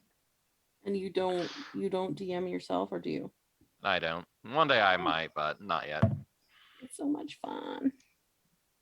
it really is fun. I think one of these days I'm just gonna grab Josh and throw him into a session, like a solo session, so I could practice Oh yeah. TPKing, you know. Absolutely. It'll be easy to TPK one person. One-on-one sessions actually are usually really fun. Because there's no, like you and the DM can just get into a groove. Yeah. So one day I'm actually gonna bother you about that. I just Absolutely. need to. I'll probably end up buying a copy of that Incarnate also. It's pretty Absolutely. cheap, isn't it? Like $14. I think I paid $25 for a year. Yeah, what? so I'll probably pick that up. Incarnate. Oh yeah, that's what I did. I never use it though. It's just too complicated for me. Not complicated. I just don't have the time to invest in learning it. That's So what it is. it does have a learning curve for sure. The controls are kind of annoying on it until you get used to them. Yeah, because I'm used to Photoshop and all the buttons are totally different. Yeah, Now- Photoshop. Photoshop your maps. and I'm like, God damn it. No, it's totally different. Photoshop is like those muscle memories do not work for Incarnate at No. all. It's so hard. The things that I try to do, because I used to use Photoshop too, like, yeah, they do not translate at all. No.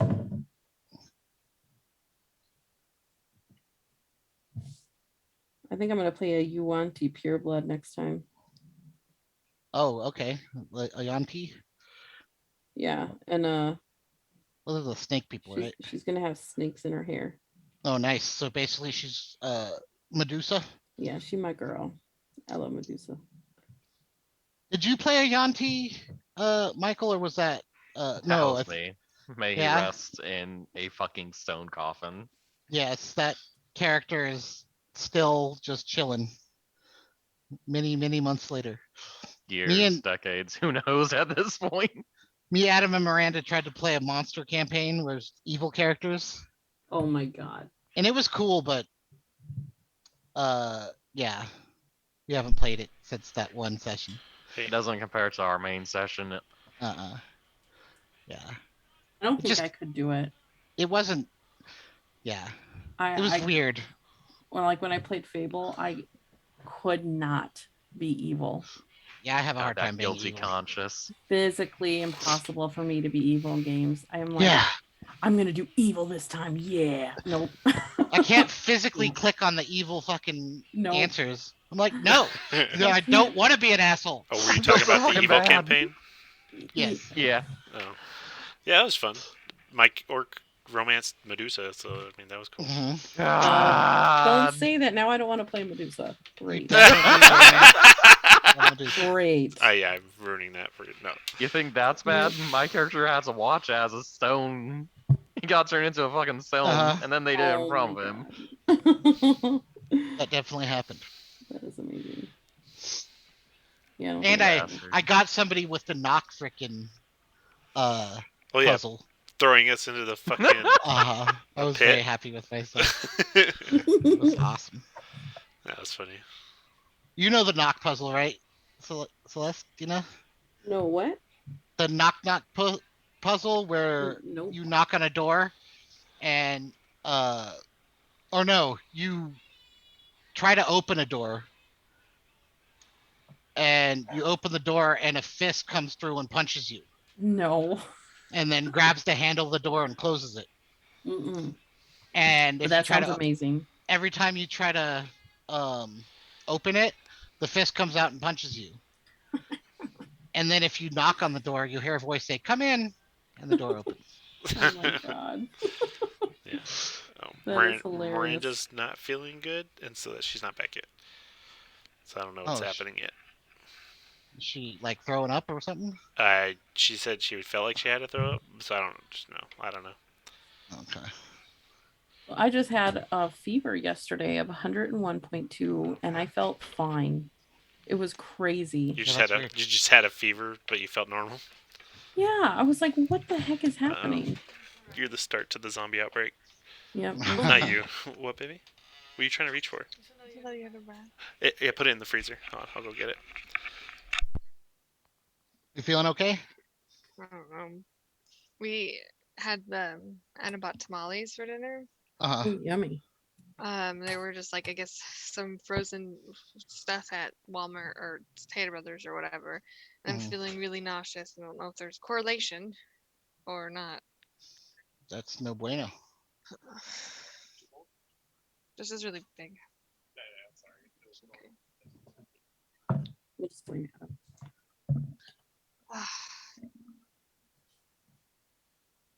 And I'm not somebody who could easily throw up. Like Uh-huh. Adam the same. is able to like throw up on. Cause like if I could just make myself throw up on Uh-huh. purpose to Yes. feel better, I would. I have to stick my hands down my throat Yeah. a couple times before it comes out. I will fight throwing up with every ounce of my being to the point that like I'll feel like shit for hours and make sure I don't throw up. Oh, I God. second that.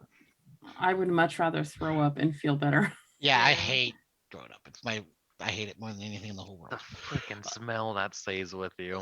The taste and Mhm. the pain in the stomach. I hate it all. All right. When it goes up your nose, that's the worst. Yeah, Oh. like for me, I'm such You're a welcome. I guess a noisy, vocal, snotty. Like when I throw up, it's very loud, and there's stuff coming out my nose too, and it's sometimes I'll pee myself too. Like it's a mess. sounds awful. No, Go no for the whole judgment. thing. I don't judge anyone when they're throwing up. They're not Mhm. in the right minds. Yeah. I told my kids the other day about the story when I peed my pants. Because when I was pregnant with Eliza, I was like almost 9 months pregnant. I was like 8 months pregnant, and I worked a 10-hour wedding, and it was a 2-hour drive, and I was by myself. So I drove. I mean, I was out like 14 hours that day, and I had a horrible rash. Sorry, TMI, but like on the inside of my thigh because it was really hot. And so Mhm. I sat in the car after working 10 hours and drove home, and then I tried to get up, and because of the rash, and then you know how when you're sitting too long and you're tight, like your body's all tight and stuff, and you have trouble Mhm. walking a little bit. Yeah. So I literally could barely walk, and I had to pee so bad because you know when you're pregnant and you stand up and all that shit in the bladder just Mhm. like goes to the bottom, and I totally wet myself. It was horrible, and I cried so bad. But I was telling the kids because someone has an accident sometimes, and I was like, Yeah. it's okay, mom does it too. Yeah, dude, I peed myself at a public bar too, so Oh, I think I do Nice. know this story actually. yeah. Yeah. Yeah, no judgment over here. Mhm. All right, I think Adam's back. I am back, yes. Darn it. I had to blow my nose. Didn't want to do it on camera. The boys are gonna be like, "What was that pee story, huh?" It's like they were waiting in anticipation. Okay. Oh, So, I'm guessing you guys head to bed at this point. Yep. yeah, I think so. All right. Yep. So everyone heads to bed. By the way, I was gonna spend the night on the roof if that's fine. Okay. Yeah, just because I don't want to role play that out and stay in the town for another hour and a half. Yeah. I'm gonna go ahead and just let you do that. So you go ahead and you fall asleep on the roof, and you guys sleep through the night, and you guys wake up in the morning, and as you guys enter the inn, Gus has four like wrapped bundles, um, and four filled water skins ready for you when you walk in.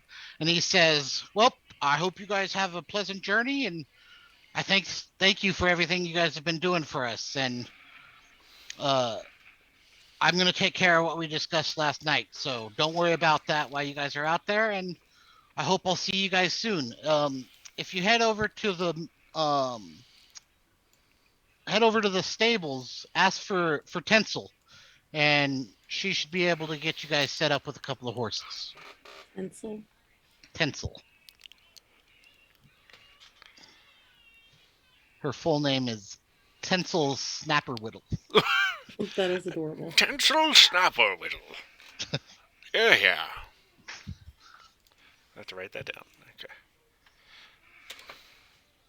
Says, yeah, you'll know her when you see her. She's about 3 feet tall, blonde hair with little pigtails. She's adorable, but don't call her adorable. Fair Trust enough. me.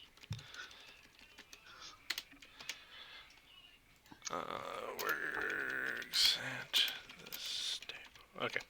All right. Everyone's here. Oh, Yes. except for our. Hey, actually, can you leave a message for our friend if she comes back? And honestly, maybe you could keep an eye out for her because we have lost a party member. And he Uh, kind of and, like, We didn't lose her. She I kind mean, there's been women yeah. going missing. We haven't seen her. Oh, She hasn't yeah. come back. That is very true. I forgot So about that. we gotta. She My might be one fault. of the missing now. But just let us know if you find her.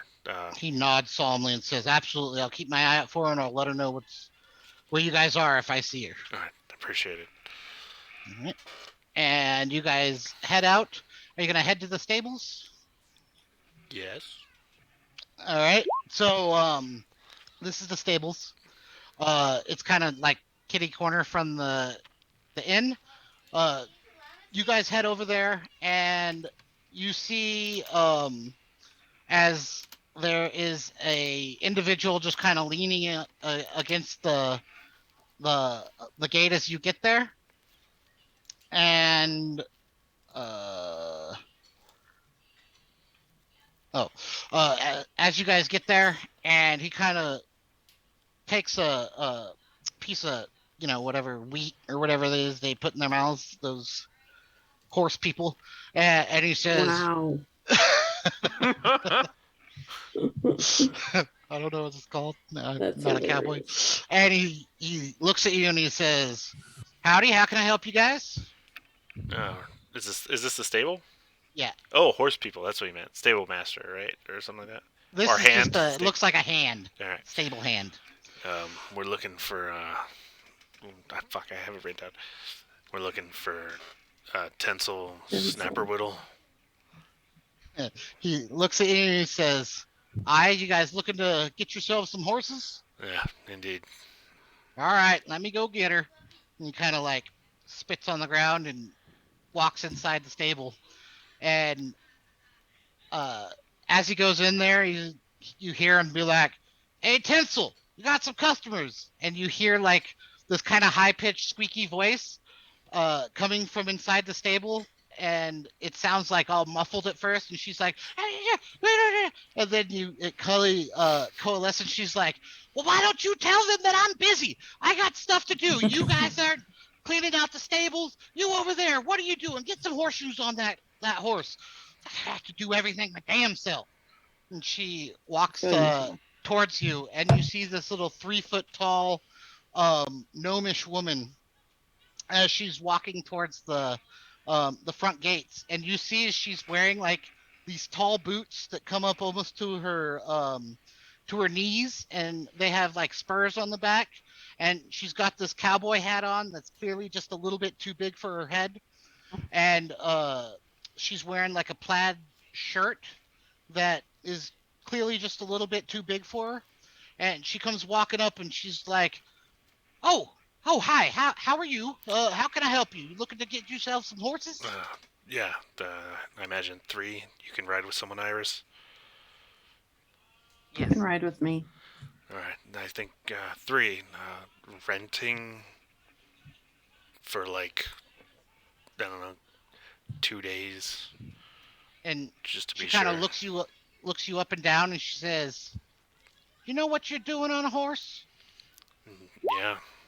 Do you see how old I am? Can't get around really much without a horse. She smiles and she says, "Oh yeah, I can see how old you are. Um, why are you hanging out with these young whippersnappers?" Um, My grandpa. yeah. Um, you know. And she like kind of looks all of you guys up and down, and she says, "All right, I think I got some slow ones in the back. Hold on."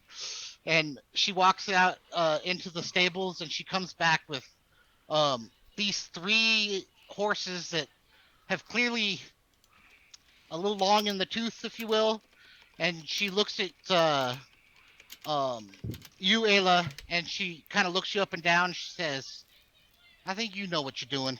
And she gives you the biggest one that actually looks like it could run a little bit. And she looks at you, Caden, and she's like, "Yeah, this one's for you." And she gives you like this old nag that's like a little bit bow backed and clearly old as shit. And she looks at it and says, "Yeah, yeah, you and this old girl are peas in a pod, huh?" And Yeah. she kind of smiles at you, and and she says, "I guess that one leaves this one for you." And she hands you the reins, and she says, "All right, so how long you need them? You said about 3 days." What do you think? 2 days? I have a Uh, 2-day walk originally, so. I would say probably 3 days at the longest because Alright. we should be quickly back to take care of some things. So Mm, She nods and she says, if we're a little bit later than that, let us know what it would cost.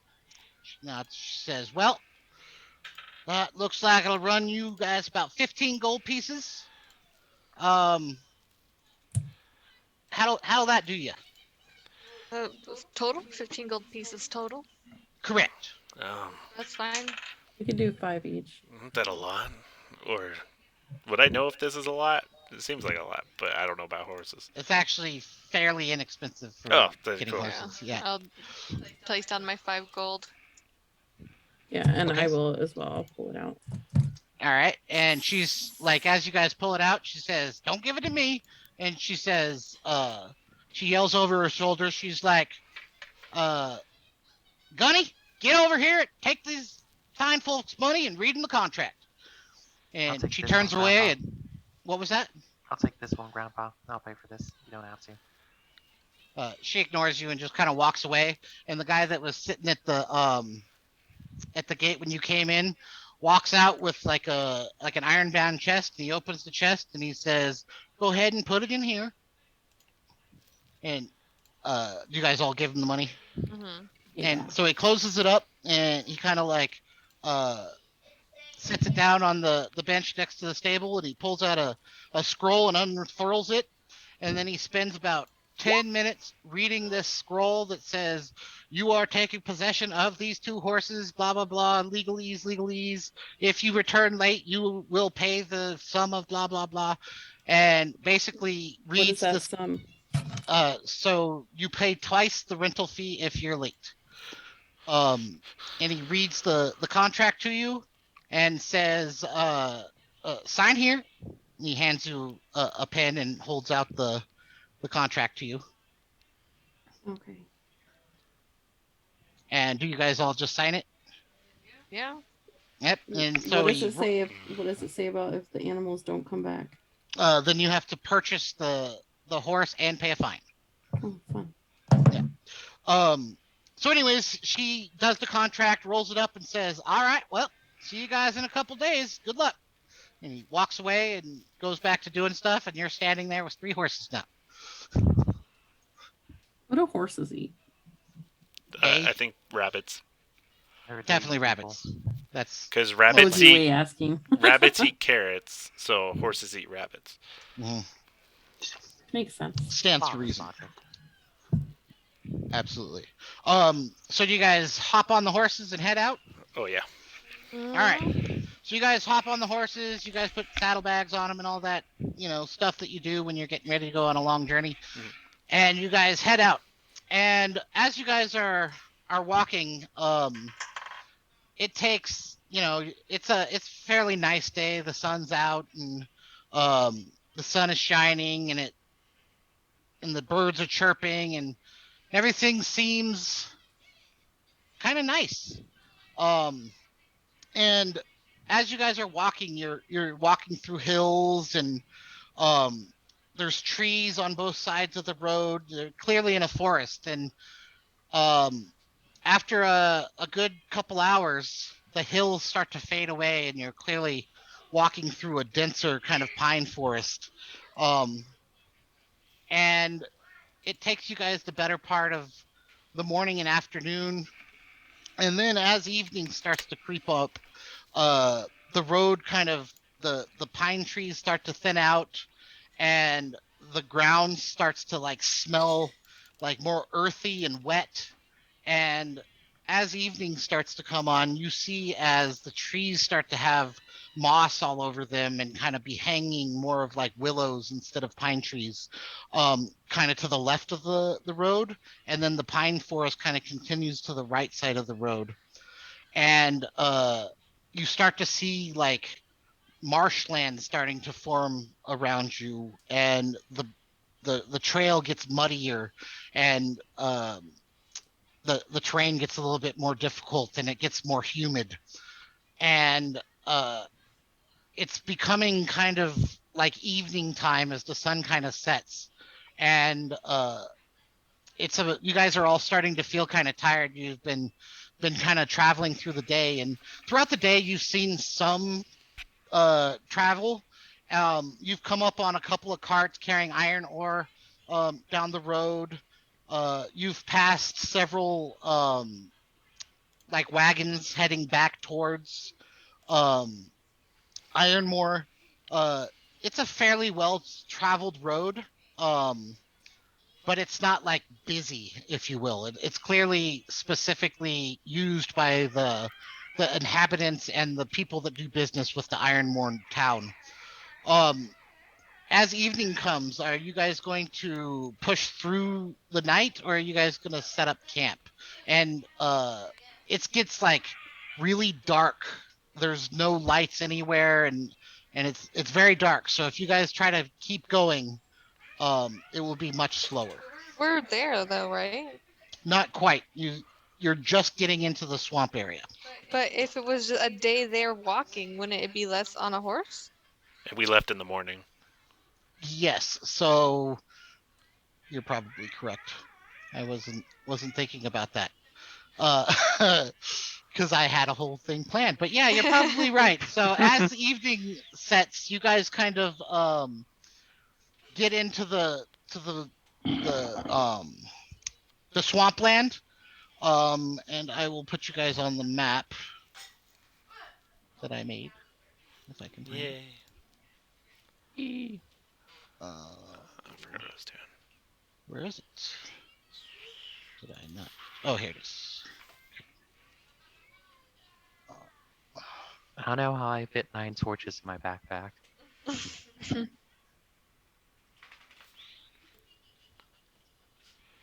All right. So, can you guys see?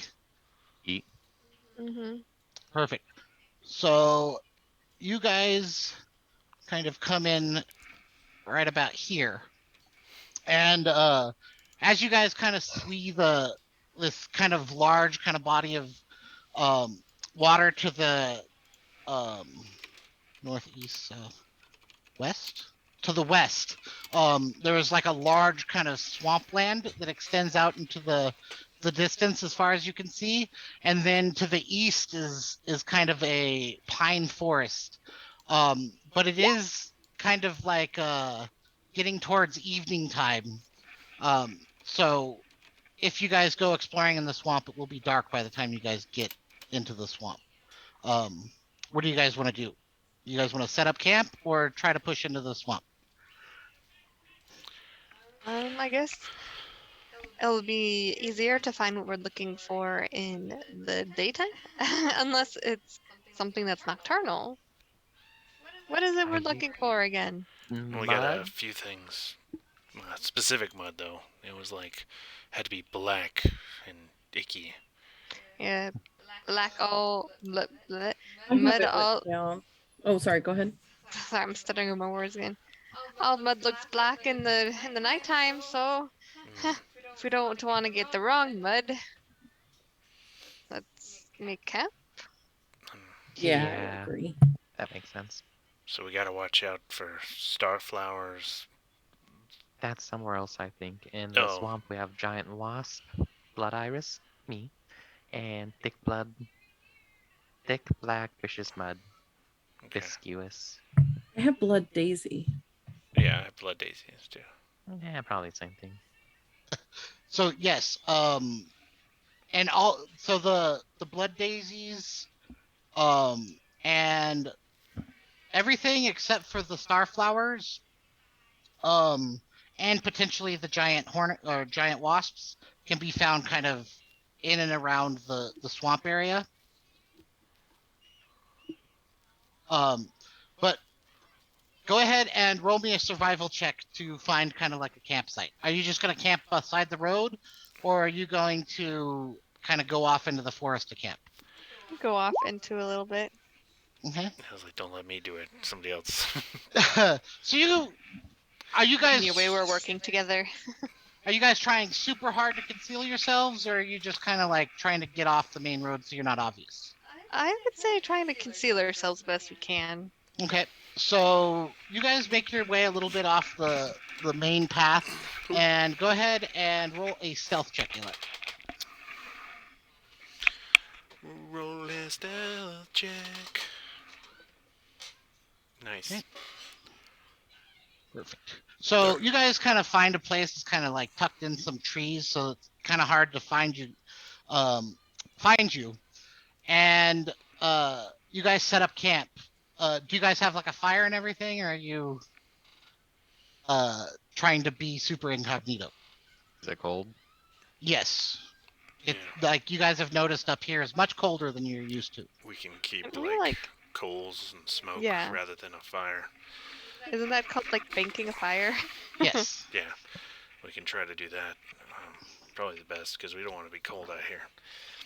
And then just have a watch. Mhm. I mean, we all could just lay together and with our Mm, body heat, just stay warm that snuggle. way too. I mean, Yeah. that'll help, but trust me, it's still gonna be cold. Oh no, I know, but it'll help. We It'll should be do better that. than Oh, And the nothing. banking. Yeah. Oh yeah. Okay. Totally. Yeah. I'm So, not disagreeing with you. Puppy I'm just Pile trying to or add Iris, are to you it. gonna join us, or are you gonna go flit off into the night? I'm fine sleeping out here. Okay. I'll stay with you guys. Okay. okay. Good. Yeah. I'd feel better that way. All right. Let's do that then. Okay, so you guys set up camp, kind of bank the fire and everything like that, and um, you guys have your meal and everything like that, and Nummy, nummy, num. it's kind of late, so you guys start to um, bed down. Who's taking the first watch? I guess I can. Okay. Second. I'll do the second one. Okay. And third. I guess that's me. And then fourth, I guess, will be Iris. Ye- All right. So, what are you doing while you're standing watch, UA?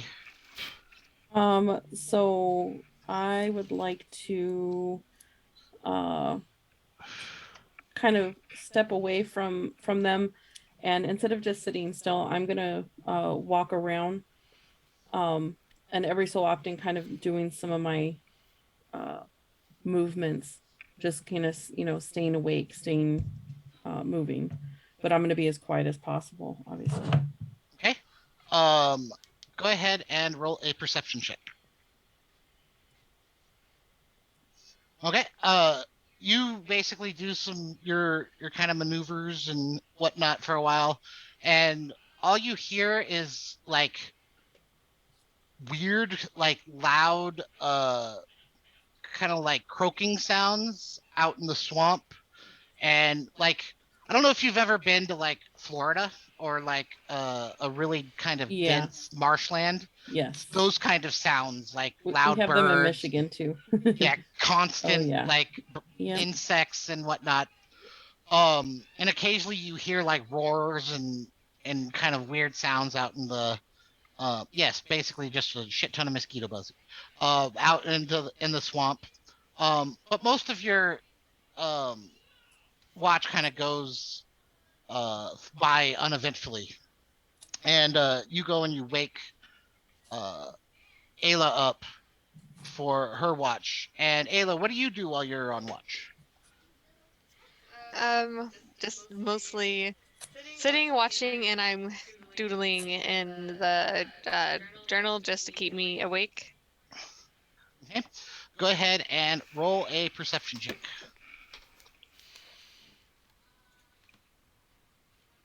All right, so at first you're just kind of like um doodling in your journal, and you hear kind of in the distance like muffled talking and like the sound of a wagon and a horse clomping down the street, and you hear as it gets closer and closer, you hear these two voices like uh I told you we were going to get stuck in the swamp if we didn't stop sooner. And then like another voice like, yes, yes, but you also said that if we fell behind, then we wouldn't get there in time and it wouldn't make any money. It's like, yeah, but you're always telling me to keep going when I want to stop. He's like, yeah, yeah, whatever. You've had this conversation over and over again. Do you want to stop now? And he's like, well, I don't know. Do you want to stop in the middle of this swamp? He's like, well, if it'll make you quit bitching, I sure do. And For this he's like, conversation. well, fine. Then I guess we'll stop here. He was like, well, fine. And about 10 to 15 feet or 20 to 30 feet away from your guys' camp, on the road, you hear as they kind of like pull over to the side and kind of like jump off, and they're talking. He's like, "So do I have to do everything this time like last time?" He's like, "You never do anything. I'm the one always doing everything." And this bickering kind of is going back and forth as you're listening. What are you going to do? I'm just going to continue to listen. I mean, be wary of it, like vigilant, just in case it seems to become threatening. But right now, they seem just like two idiots who should Okay. have stopped sooner. And And whenever I wake up the next person for the watch, I'll let them know. okay. So yeah, it goes on like this for a while, and as they set up their camp and they start like a big fire, and you can smell the smoke and like hear it crackling, and you can just hear them like arguing, and it's clearly like two uh men arguing, and they have kind of Like higher an old married pitched couple. higher pitched voices, um which makes you think that they're probably small people. um do you like even try to get a glimpse of the wagon or anything like that, or are you just gonna stay where you're I at? mean, if I could like lean over, I'm not gonna leave my post, but if I'm able to, like, if I just barely move, maybe, but I'm not going to stand up or move my Yeah, body. you can. They're close enough that you can like totally see that it appears to be like a big, tall, kind of like box type wagon, and it has some kind of like paint on it that seems to sparkle in their firelight. So it's clearly like sparkly paint on it. And they just keep on bickering. Like you can hear them setting up the cook fire and everything like that. And it's like probably midnight right now, and I'm yeah. going to make like a little comic sketch of this whole encounter with those guys. Okay. And like draw what I picture what they look like and some dialogue, like I said, a comic strip thing, just Mhm. because it's amusing and it keeps me awake. And you can, as you are kind of like looking, you see that one of them is very clearly wearing like one of those jester hats, with like the things that pop off of it with bells on the end of them. And Hmm. as he moves around, you can like hear the bells like jingling and stuff like that. And you can see that the other one is kind of like a frumpy individual. Um, and he's got like like those like it's like a collar that like sticks out, and it like looks like a whole bunch of little folds. Oh Like, yeah. yeah, Hmm. he's clearly wearing something like that. Um, and yeah, so they finally, right about the time your watch is about to end, they finally kind of like settle down and are sitting next to the fire, just talking to each other. And then who do you wake up for the next? Was it Caden. Caden? So yeah, you kind of wake Caden up for his watch. Caden, it's your turn. Wake up, buddy. He doesn't wake up. I'm gonna poke him again. What? Oh, it's my turn. It's your turn for watch. Also, there's a band or like a pairing of we have neighbors. No. As far as I know, they don't know that we are here. Are they a threat? Um, does not seem so at the moment, but I would say definitely keep an eye on them. Alright. Should I try to scare them away or no? No, I think they're just some traveling entertainers taking a little bit too long to stop for camp. Gotcha. Well, alright. I'll keep an eye on them. Well, I'm hoping that's what they are, so. Alright. Uh, Alright. Good night. Good night. And I'm going to use Valentine and snap into her while she's in the vicinity, Okay. circling above, looking at the people who are nearby, but also keeping an eye on the surrounding area. Okay. Just kind of So circling. as he kind of gets closer, he can actually see the. Are you in his eyes or just? I'm in her eyes, yeah. Yeah. So as you get closer and you can see the wagon, it is very clearly a tall kind of like puppeteer's wagon. Because it has like puppets hanging off the side, and it has in big gold letters along the side of it, Waldo's Traveling Puppet Show. Um, and like clearly the wagon could be like assembled into like a stage and everything like that. And you see that the people, one of them is like a pudgy kind of um dwarf, and the other one is kind of like a super skinny gnome. And they're kind of hanging out around the fire, like talking to each other. And you can hear them telling stories and um, just kind of being a couple of traveling friends. And then one of them looks at the other one and he's like, "All right, well, looks like I gotta go drain the anaconda." And the one looks at him and he's like, "It's not an anaconda, it's more like an earthworm." He's like, "Quit talking about yourself like that."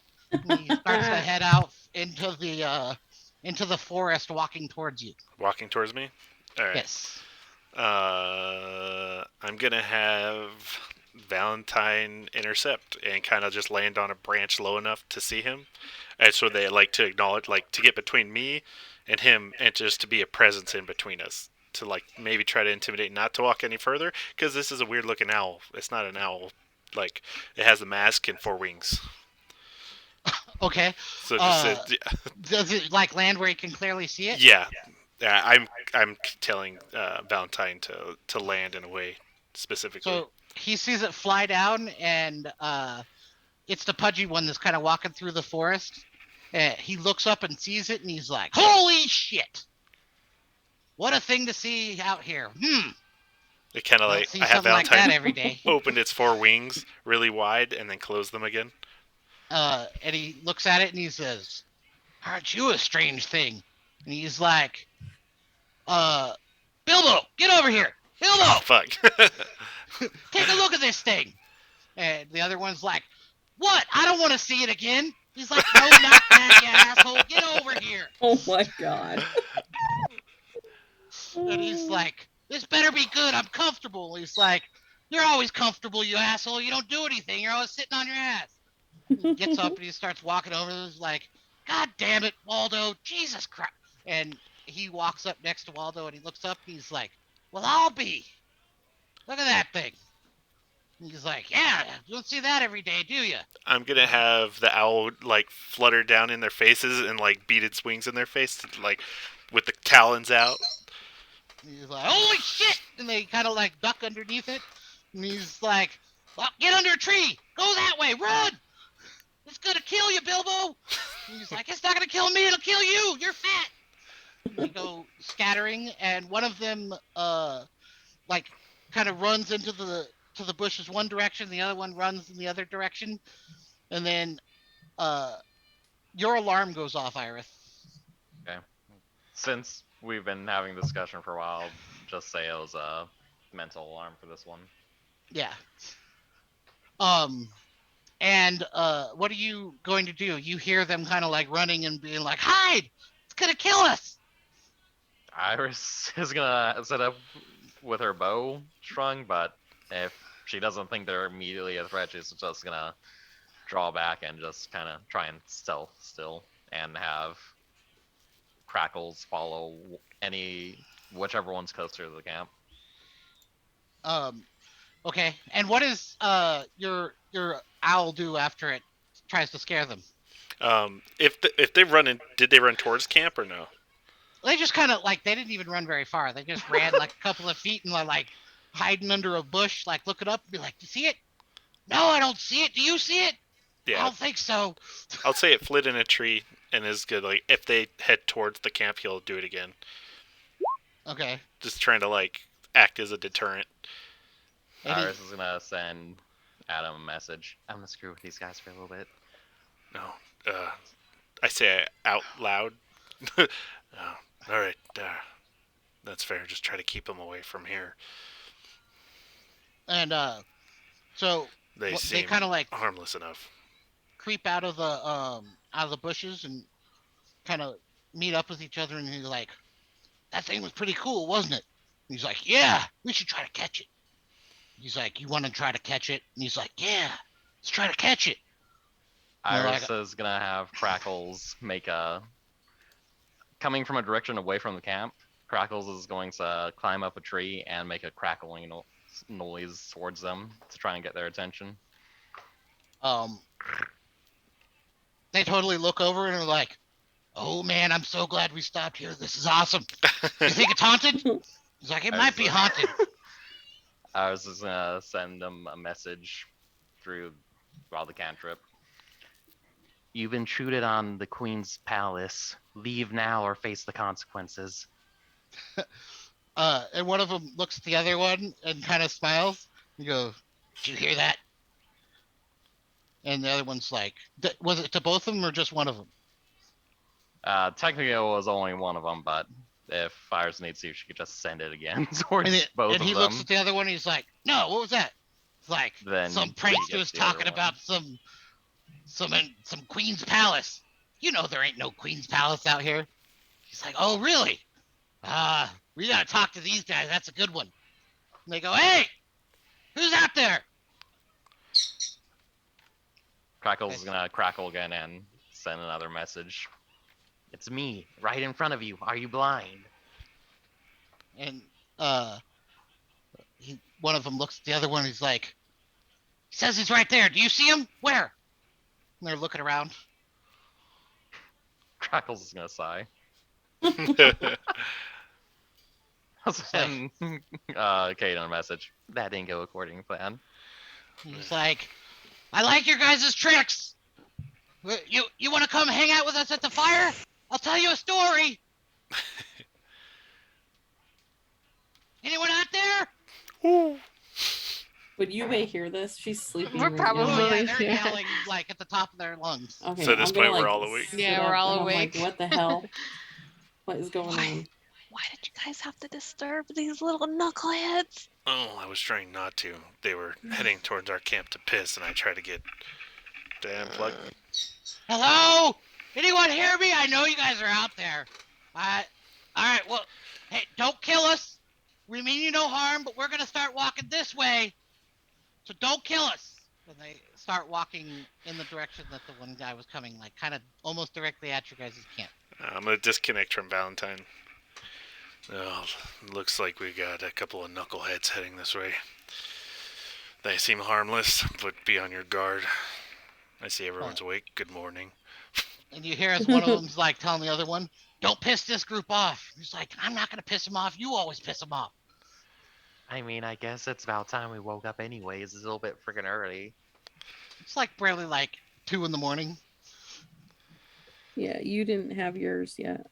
Yeah. Yeah, my Your watch watch. just started. Yeah. So it's middle of the night.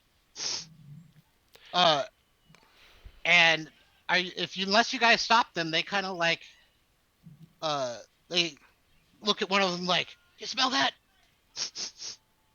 "I do smell that." "Are you guys over there? We smell your fire. We know you're there. Just come on." I'm going to cast command on them, Ooh. Okay.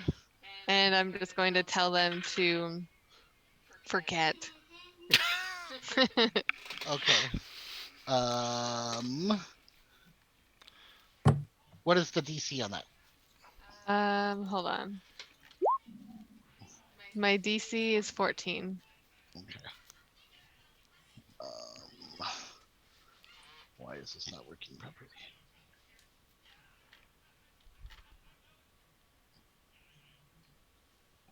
All right.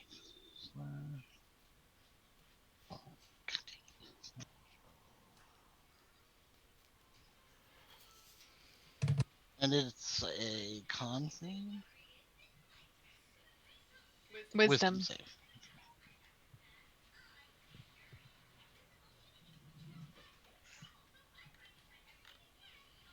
Come on. Blades on wizard. Okay. That one saves. Some things we could scare away stupid. Yeah. They both rolled Wow! Ow! What the heck? No way. They're so stubborn. What is a 16 plus 4? What is that? The modifier for their wisdom. Yeah. One has no Hmm, modifier, the other has +4. Oh, I see. Yeah. Oh, damn it. So they don't even, do they know that I tried to cast Oh it on yeah. them? They're like, oh, that's not gonna work on us. Why don't you guys want to talk to us? We're nice guys. Come on. It's the middle of the night. We're trying to fucking sleep! Well, that Well, Eliwick there. they yell out and they're like, yeah, but we're bored. Who the fuck did it? I'm trying to make myself sound weird on purpose. Oh my god. And they yell back like, fine.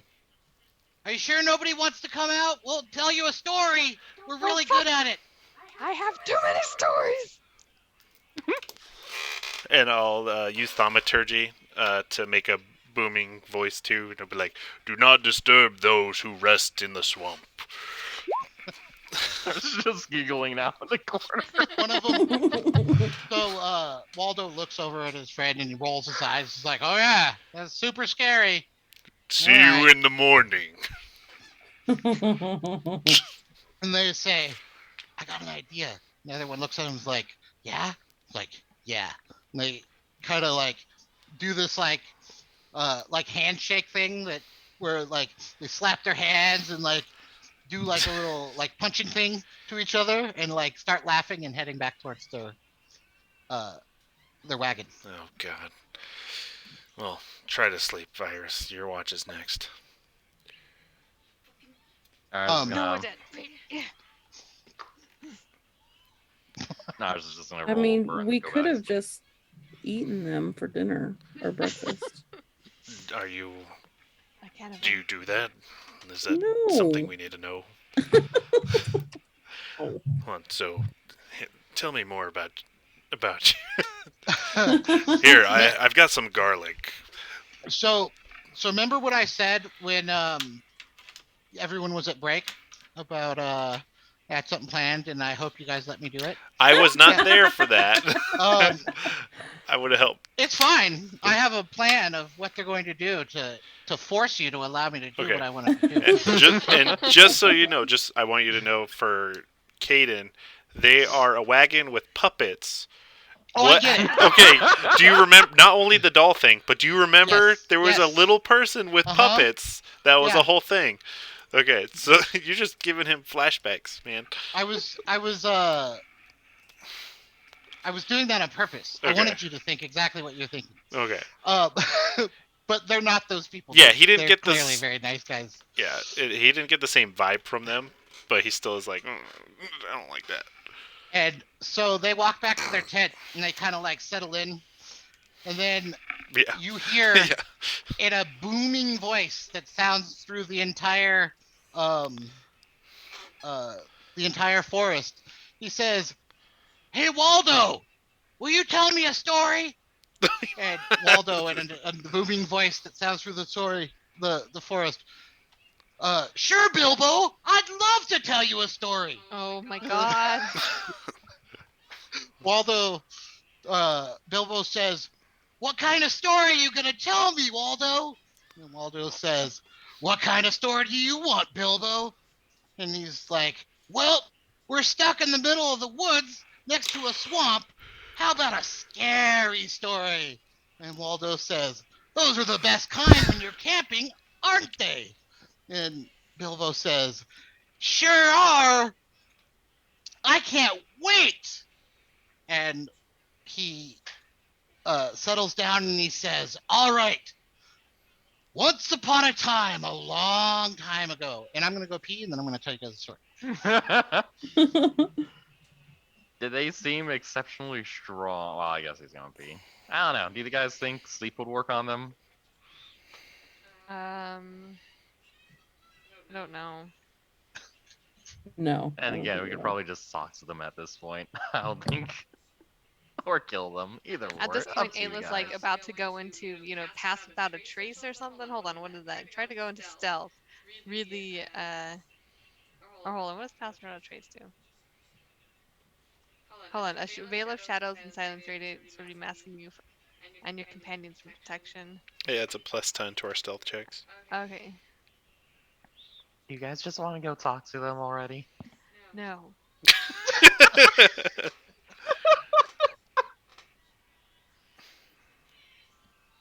Oh, I mean, I'm very irritated. Things may change. We'll see once they start telling the story.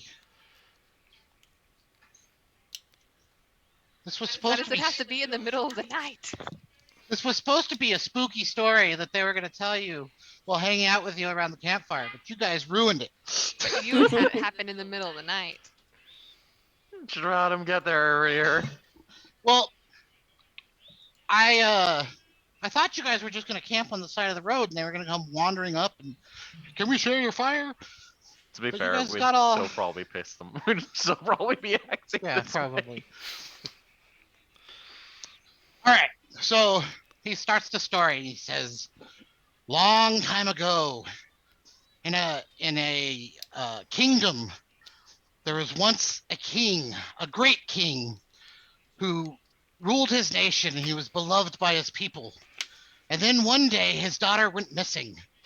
She left on what she said was going to be a great adventure. And this king, missing his daughter and trying everything to find her, uh, became obsessed with finding his daughter and made agreements with great and powerful forces to help him find where she had gone. And in return, he offered up power to a demon. And this demon began a plague that began to sweep the lands and consume the people of his kingdom. And in that kingdom was a small boy. And this boy, fleeing the plague that was sweeping his lands, ran into the forest and lived off the land for days, and slowly he began to run out of food and not be able to find game to feed himself, and he couldn't find water as he was not used to living off the land and hiding in the forest, until one day he came across this old woman, and she was picking flowers and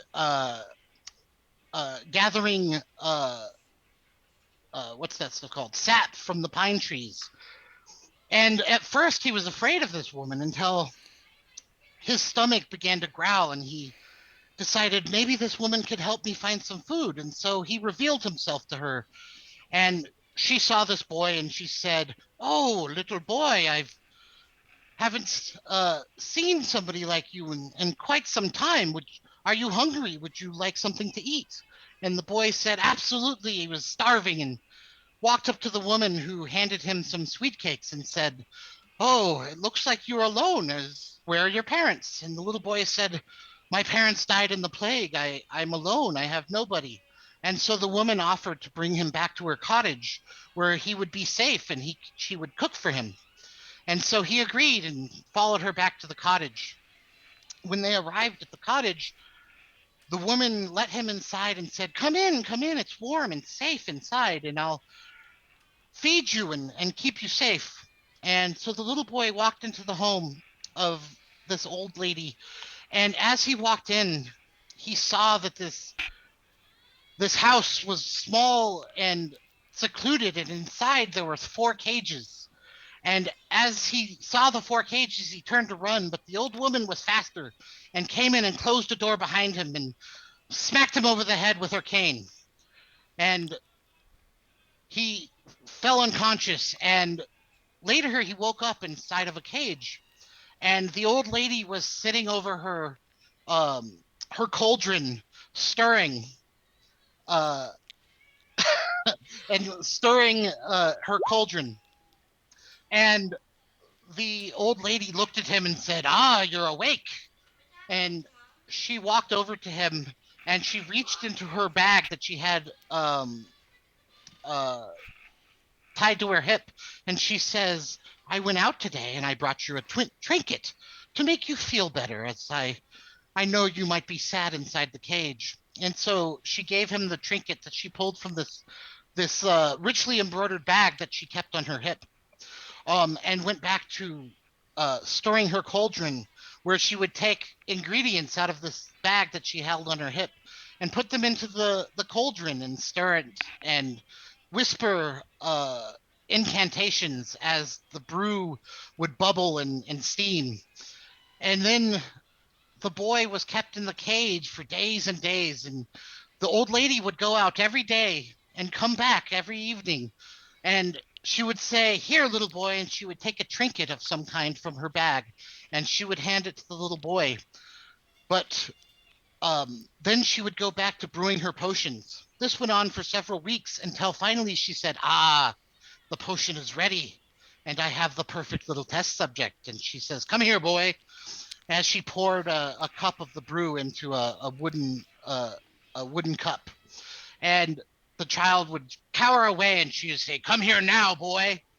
And he was afraid of her and would cower at the back of his cell until she would walk in and beat him with her stick until he drank the potion that she would hand him. And each potion was vile and tasted terrible going down. And one potion made him feel queasy, another potion made him vomit for days, and another potion made him stop breathing, but he was still alive. And he could no longer inhale air into his lungs, and um, yet he would still live. And this surprised him and scared him in a lot of ways. But he would drink all of these potions, and if he didn't, he would be beaten. But every night she would bring him a little trinket and put it in his cell as reward for being such a good little boy. Until finally he devised a plan. He realized that the bag on her hip was a bag of holding, and every night before she went to bed, she would place the bag of holding next to his cell. And he decided that maybe he could use that for to escape from the woman. So one day she went to sleep and placed a bag of holding next to his cell, and he reached out he with a improvised tool that he created in his cell with a hook at the end, and he reached out and he grabbed the bag and he pulled it into his cell, and he looked inside of it and reached his hand in trying to grab something, but he couldn't get anything out of it. So finally he opened the bag of holding and he climbed in himself. And when the old crone woke up the next day, he was gone. And yet his plan was when she would take the bag of holding out, he would climb out of it and run away. Unfortunately, he spent so much time inside of the bag of holding, he couldn't free himself, as the old crone did not know where he had hidden and thus couldn't try to find him within. And inside the bag of holding is this extra dimensional space where he spent so much time. And unfortunately, even though normally you couldn't breathe within the bag of holding, because of the potion that took away his ability to breathe, he lived inside the bag of holding for years and years and years. And he remembered his torture at the hands of the old lady, and he remembered his loneliness within the bag of holding and his isolation that went on for decades, until finally he found a way to get out of the bag of holding. He saw a path and he took that path, and he looked out of the bag of holding, but when he tried to exit, the light was too bright and the world was too thick, and it forced him back into the bag of holding, and his anger and his frustration from being unable to leave this bag of holding twisted him, and his back bent and his hair grew and his skin became pale and gaunt, and he grew up until he was old as like he was very old. I don't know how, I can't come up with a word. But anyways, he was very, very old, but yet he could not die until finally he grabbed one of the trinkets that came into the bag one day. And when the old lady reached in to grab the trinket, he held on to it as she pulled him out of the bag. And he was old and decrepit, and his hands had grown claws, and his teeth had grown sharp points to them. And as the old crone pulled him out of the bag, he leaped upon her and he slew her by ripping her to pieces. And he looked over inside the cage inside of her home, seeing another little boy. And he crawled towards the little boy and handed him a trinket and said, Here is a trinket for being a good little boy. And then he crawled back into the bag of holding um, to live out the rest of his days. And they say that he's able to travel amongst all bags of holding. And so, if ever you find yourself with a bag of holding The and you find fuck? things going missing, perhaps the little boy has crawled his way out of the bag of holding to leave you a trinket, or perhaps take you with him. And uh, as he finishes the story, he says, "So, what'd you think of the story, guys?" Hold on, hold on, hold on. I'm going to, while they were telling the story, I want to have started to walk towards them while he's shouting the story. And as soon as he finishes, I'm gonna put my hands like on his, like get right up like out of nowhere because I'm in stealth, and be like, "Where did you hear that story?" And he's like, "Oh, holy shit! Jesus, you stuck up on me. Holy God. Uh, what do you mean? It's just a story." No, it's very important. Where did you hear it? Who told Uh, you? he says, "Well, I heard it from another traveling storyteller when I was over near the Blackmore Mountains. He's a strange little guy. He had a wagon like mine, kept a little gnomish a partner. He was kind of weird. Uh, Made me pay a bunch of money before he'd tell me his stories." Um, And that's the guy. hold on, I'm not Yes. there, but hold on. I'm gonna write this down just real fast so I can collect my thoughts. Oh, by the way, I messed this part up. Because and I need to tell you this because it actually makes him scarier than it was. He hands him the little boy the trinket and says, "That's for being a little boy." And then he reaches his long clawed hands through the cage, grabbing the little boy and dragging him into the bag of holding with him. Oh, Yeah. I was reading uh, it, but then I got into it and I forgot to read. it was gnomes, right? Yes. Okay. Um, you said by the Black Mountains? Yes. Blackmore Mountains, which is where you're from. Yeah. Um, do you know where he heard it from? Uh, he said that it was just a old kid story that he heard, and he told it to scare the children. What's his name? Do you remember his name? Do you remember his name, Adam? no. I'll get back to you with his name. Okay. I because it's the guy from the previous campaign. Yeah, I remember. Yeah, I The just one can't that remember like his name. we couldn't get away from and we were like Correct. mind bamboozled. Yes, the one that made the The road loop. repeat itself. Yep. Yes. Yeah. Yeah. But I can't remember his name. I'll have to go back and listen to that freaking. I was trying to remember his name for the last 2 weeks because I planned on all Mhm. of this, but I couldn't remember it. I'll have to listen to it. Anyways, he's like, but his name was, and he was with this his creepy little sidekick. It's a good story, though, don't you think? um, do you know anything else more about the story itself? Like the names of the king, the place, the demon. Do you know the name of the demon that the king made a deal with? He didn't tell me that, but I guess the king's name was, and he says whatever your father's name is. I can't remember it right now. Okay. Um, I go silent at this moment. It Looks up was at you like, something wrong? silent and there's tears in my eyes. He made a deal. He, oh no, this is all my fault.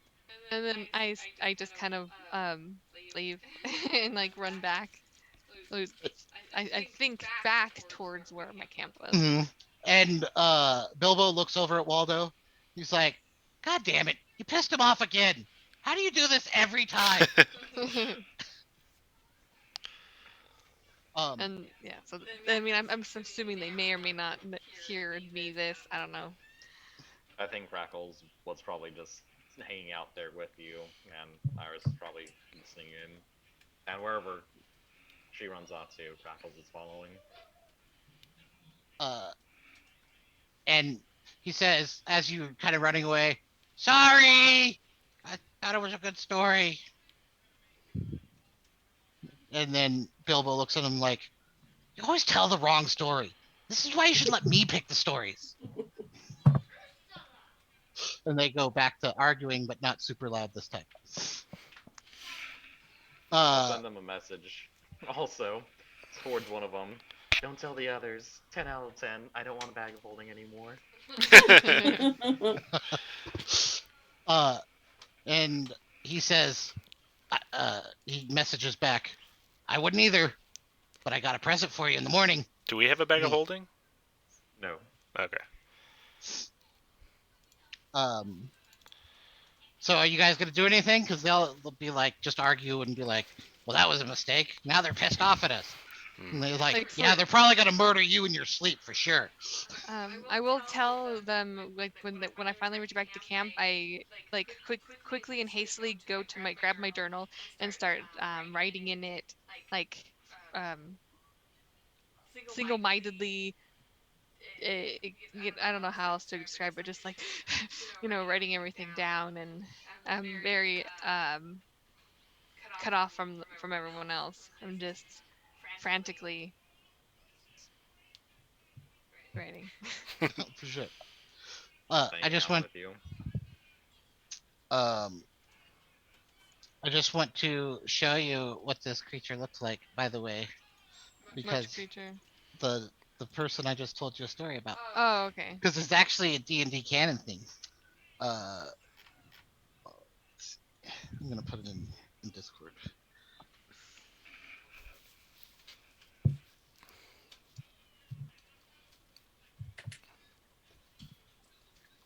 That is what it looks like.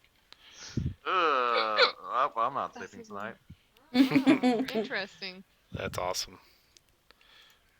Turn on more lights in my room. So don't look it up because No, I'm not going to. he's called the Bagman though. The bag So you tell us man. how to look them up. So I watched a TikTok and he talked about the Bagman, and I was You're like, like, "Oh, "Fuck I yeah." am putting that shit in my campaign." Yeah, it suits your campaign. Yeah, for sure. That's what I thought too. Uh, Go ahead. that was just spring. Okay. That being said, yeah. So anyways, you guys are able to are you guys gonna go talk to her, or are you guys gonna go to sleep? Think maybe I address it in the morning. Might just go watch Ayla for a bit, see what she's writing, Nosy. but not. Yeah, just be nosy. Okay. I'll just kind of like sit next to her and be like, "Do you want to talk about what's going on?" And Ayla doesn't really hear you. Like I said, she's frantically writing and she's flipping through pages back and forth, reading passages, going back to the writing page to write some more.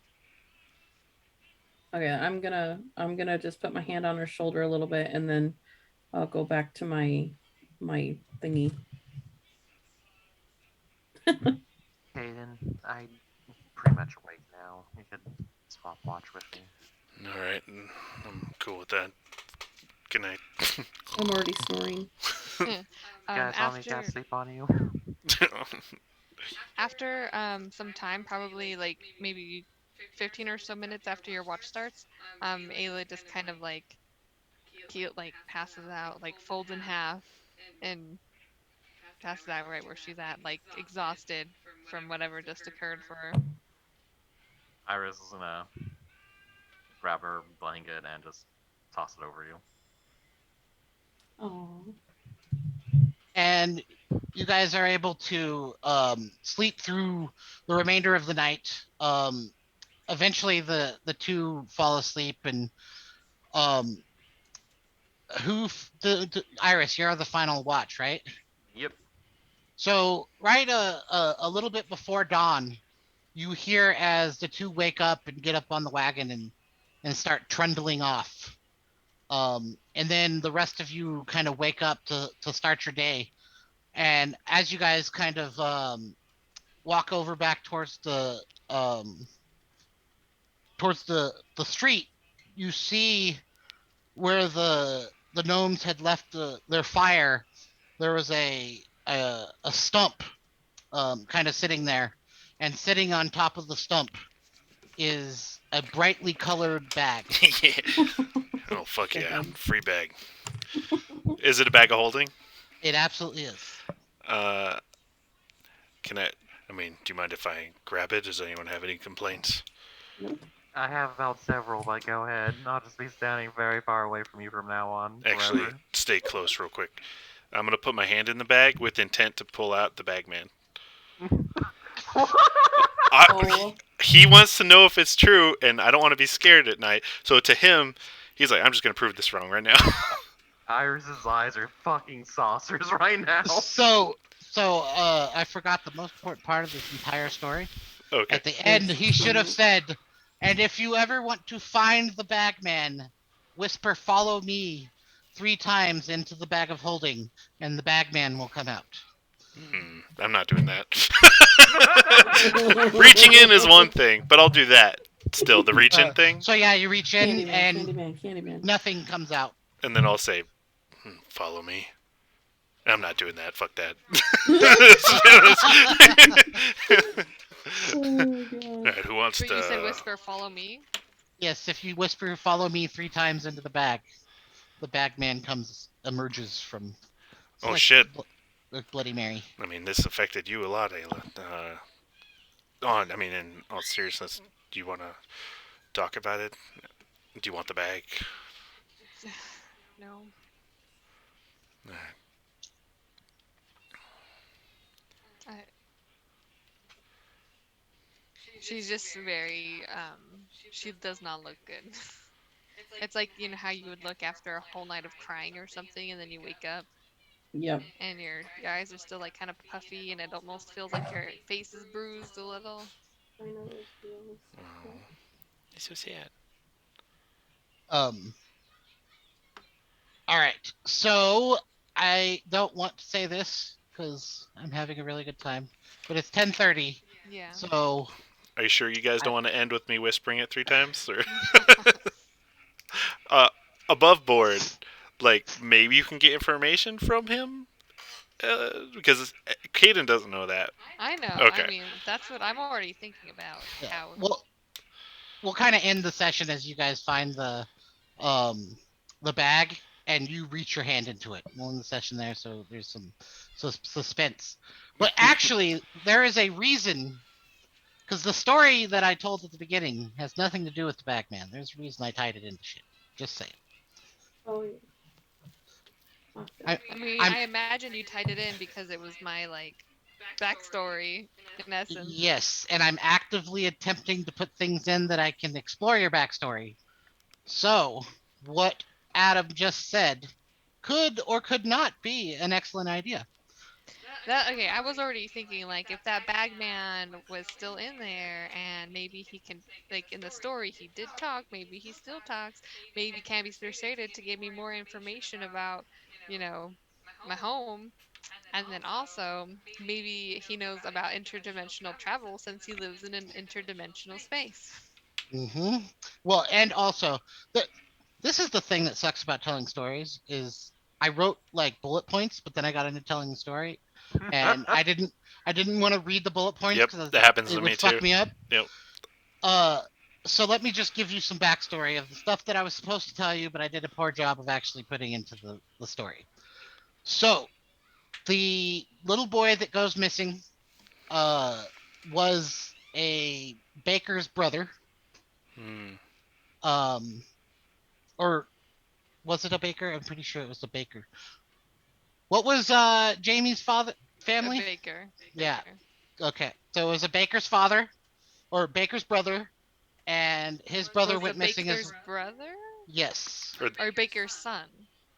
The 'Cause baker's baker's son. brother- Yes, the Okay. baker's son. And his brother went missing around the same time that the little girl went missing.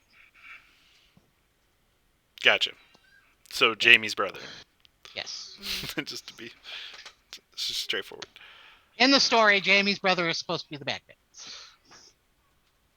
That's fascinating. Mm-hmm. Yeah. And Here's with the time Jamie. frame, it totally fits. because it would have been decades that he would be in there. Yeah. Because we established that your guys' story took place way before any of this, right? Oh yeah, like way before, like you know how I said even way before like kings and queens and kingdoms are even Correct. established. Yes, exactly. Yeah. But like if their label was on it, it was she was the princess. Yeah. And the last episode, I don't know if you remember this, UA, because you were actually part of that campaign. Uh, the last episode, I showed you guys going and there was like wagons full of dead bodies and the plague. It. Yeah. And I imagine that witch's hut is the same witch that tried to eat us. Oh yeah, I was there for that. Mm-hmm. Never know. Though I thought she was in the Feywild. So remember, it was because what's her name had been kidnapped. So in that area, the Feywild and the real world were commingling. Okay. Yeah. Didn't Yep. UA get stuck in a tea party? Yes. Or UA's character? Yes, Yes. she Yeah. did. That's funny. She's Oh, having a tea Oh, I yeah. party wasn't for there the for rest that, of the right? time Oh. Yeah, that was like when you had to be out for a while, so it was like you were forced into a tea party. with Oh a my bunch of gosh. goblins, I think it was, That's Something, yeah. hilarious. or giants. I can't remember if it was goblin or giants, but I think it was you're something big, definitely yeah. yeah. It was. I think it was Ogre, giants, but maybe. you're having a might have been an ogre. Anyways, you're having a tea party with giant things. That is fantastic. Mhm. I love it. Yeah. So was it the story at least entertaining, even though I Oh, fucked it up yeah. a lot? Yeah. Yeah, you're I good. enjoyed it. I legitimately don't want a fucking bag of holding. I do, really bad. I'm like, yeah. Well, you know, if because bags Caden of was just a holding, little more chaotic. bags of holding are like super boring. You just get to put a bunch of shit in it, and now I can use it. As a fucking weapon. Yeah. It's like we're in the middle of a fight. Follow me, follow me, follow me. Throw it at the enemy. This is like chaos reign. All right. Yeah. Oh my god. We're It just losing. usually grabs the person that says that and drags them into the bag of holding. Hey, but, maybe you know, I'll live. Escape. Eventually. Emergency escape. By the way, Should in I the trick story it and use like a of the spell Bagman, maybe to the whisper story of the into it? Bagman, it doesn't explain how it can breathe inside an interdimensional space, but I added that with the potions. Oh yeah, I like that. Because when I read the story, I was like, wait, but it says if you put a person in there, they suffocate after 2 minutes. So how does this person live in there for fucking millennia? I like the human experimentation. Yeah, route you went with. that was If good. That Uh-huh. wasn't there. And then got I'd definitely revenge. go with it. Yes. And it's like, it's been too long. They've lost their humanity. Exactly. But the whole idea is he just spent his entire time in there contemplating his revenge against that woman that Yeah. captured him. So, damn it! Now we have to wait 2 weeks to keep this going, and I made all kinds of maps for you guys to deal with. I know, we role played way more. I know. Which is good. I really liked it. It was good role play, but Mhm. it did make it so that I didn't get to do any of the stuff I had planned. Yep, that happens a lot. Yeah. I wanted to roleplay with Michael. No, I like it. And me and Michael actually talked about this, that I need to give you guys more like downtime where you guys can actually role play with each other. So if you guys hadn't already done it, I was going to, like, my original plan was you guys, it was going to take you guys 2 days to get to this place. So you guys were going to have a night camping, and I was going to let you guys role play, and then I was going to have these people come up and tell you the story, and then I was going to give you more time to role play after that. But you guys already did it, so I had to figure out how to Yeah. cram it in a little bit. It worked. Yeah. And Well, you guys did your typical not letting me goddamn do what I want. Yep, that's normal. we have working hours. I thought it was more fun the way it happened anyway, so. Yeah. I enjoyed it. Yeah. Yeah, it was good. I'm glad we didn't kill them. Yeah, I thought I was going to get them killed. No, they were And- good. Originally, they were supposed to be creepier, but for some reason I decided to make them funny. Honestly, good They call, were because then hilarious. they might have died. Yes, Because that you was you made him put his guard. Caden had his guard down because they seemed like knuckleheads. absolutely that was my thought process. Yeah. At first, I wanted them to be kind of mysterious, but then I was like, these people will kill them. Oh Yeah. yeah. We got some Personally, I- paranoid motherfuckers in this group. And I've established that you can't trust anybody. Yeah, So, you do that a lot. Creepy freaking dudes in a wagon pulling up in the middle of the night, With probably. puppets. Yeah. Yeah, fucking Yeah. with puppets. Of course they have puppets. These guys are really just nice, though. Also, happy jesters just creep me out way the fuck more than creepy jesters. For sure. It's the I was imagining juxtaposition. Mr. White and Mr. Witch. Actually, I didn't think about that yet, but yes, they kind of fit that little group. It's That hilarious. group. Love it. Or pair, I guess is the word I'm looking for. Mhm. I should probably not let you guys look at this map. I should take it off because there's Okay, clues on it. memorizing.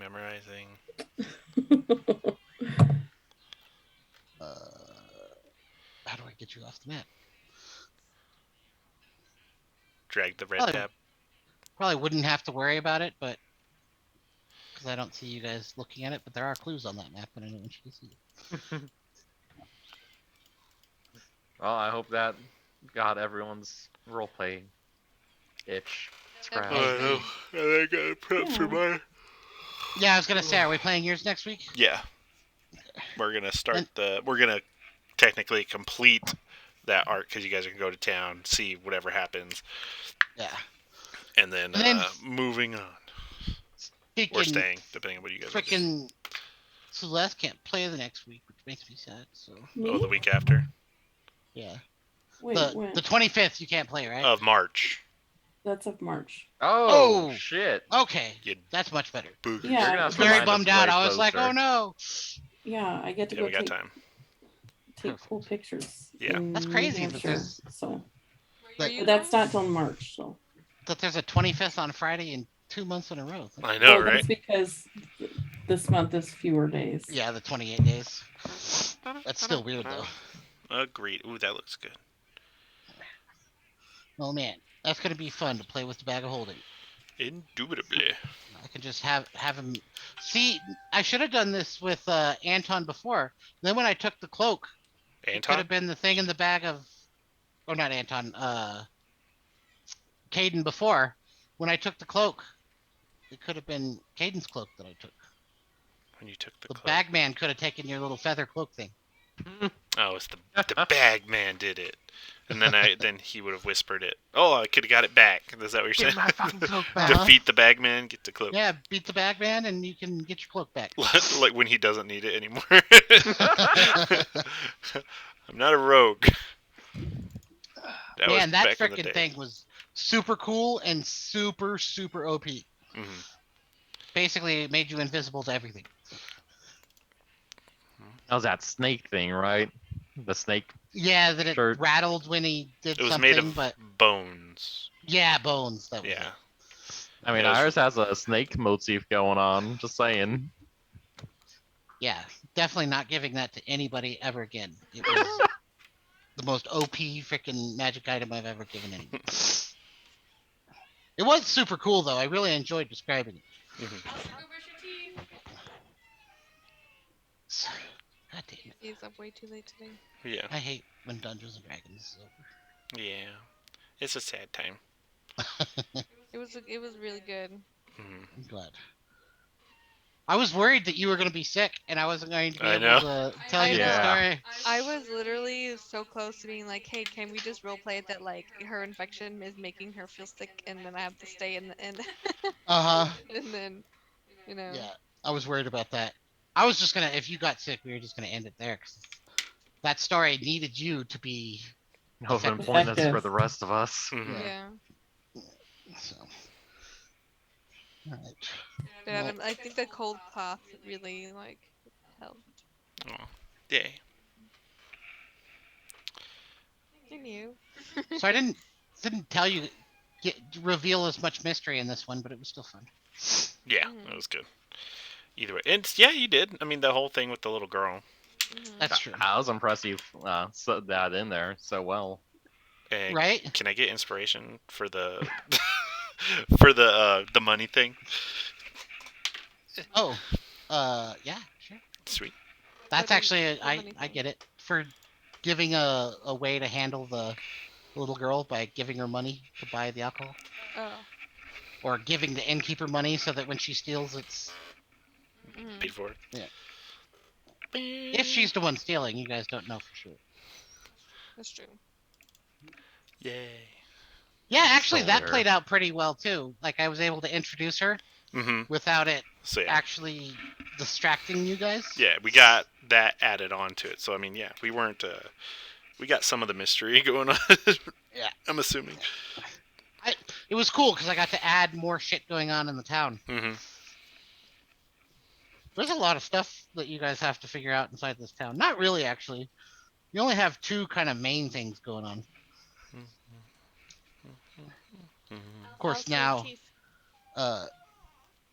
it works out very well for me that Chris didn't play today because now I can just do with this character what I want. Do what you want with this character. It's gonna be interesting. I think He'll like my idea, actually. I think he might be just kind of going through a depressive episode. I think so too.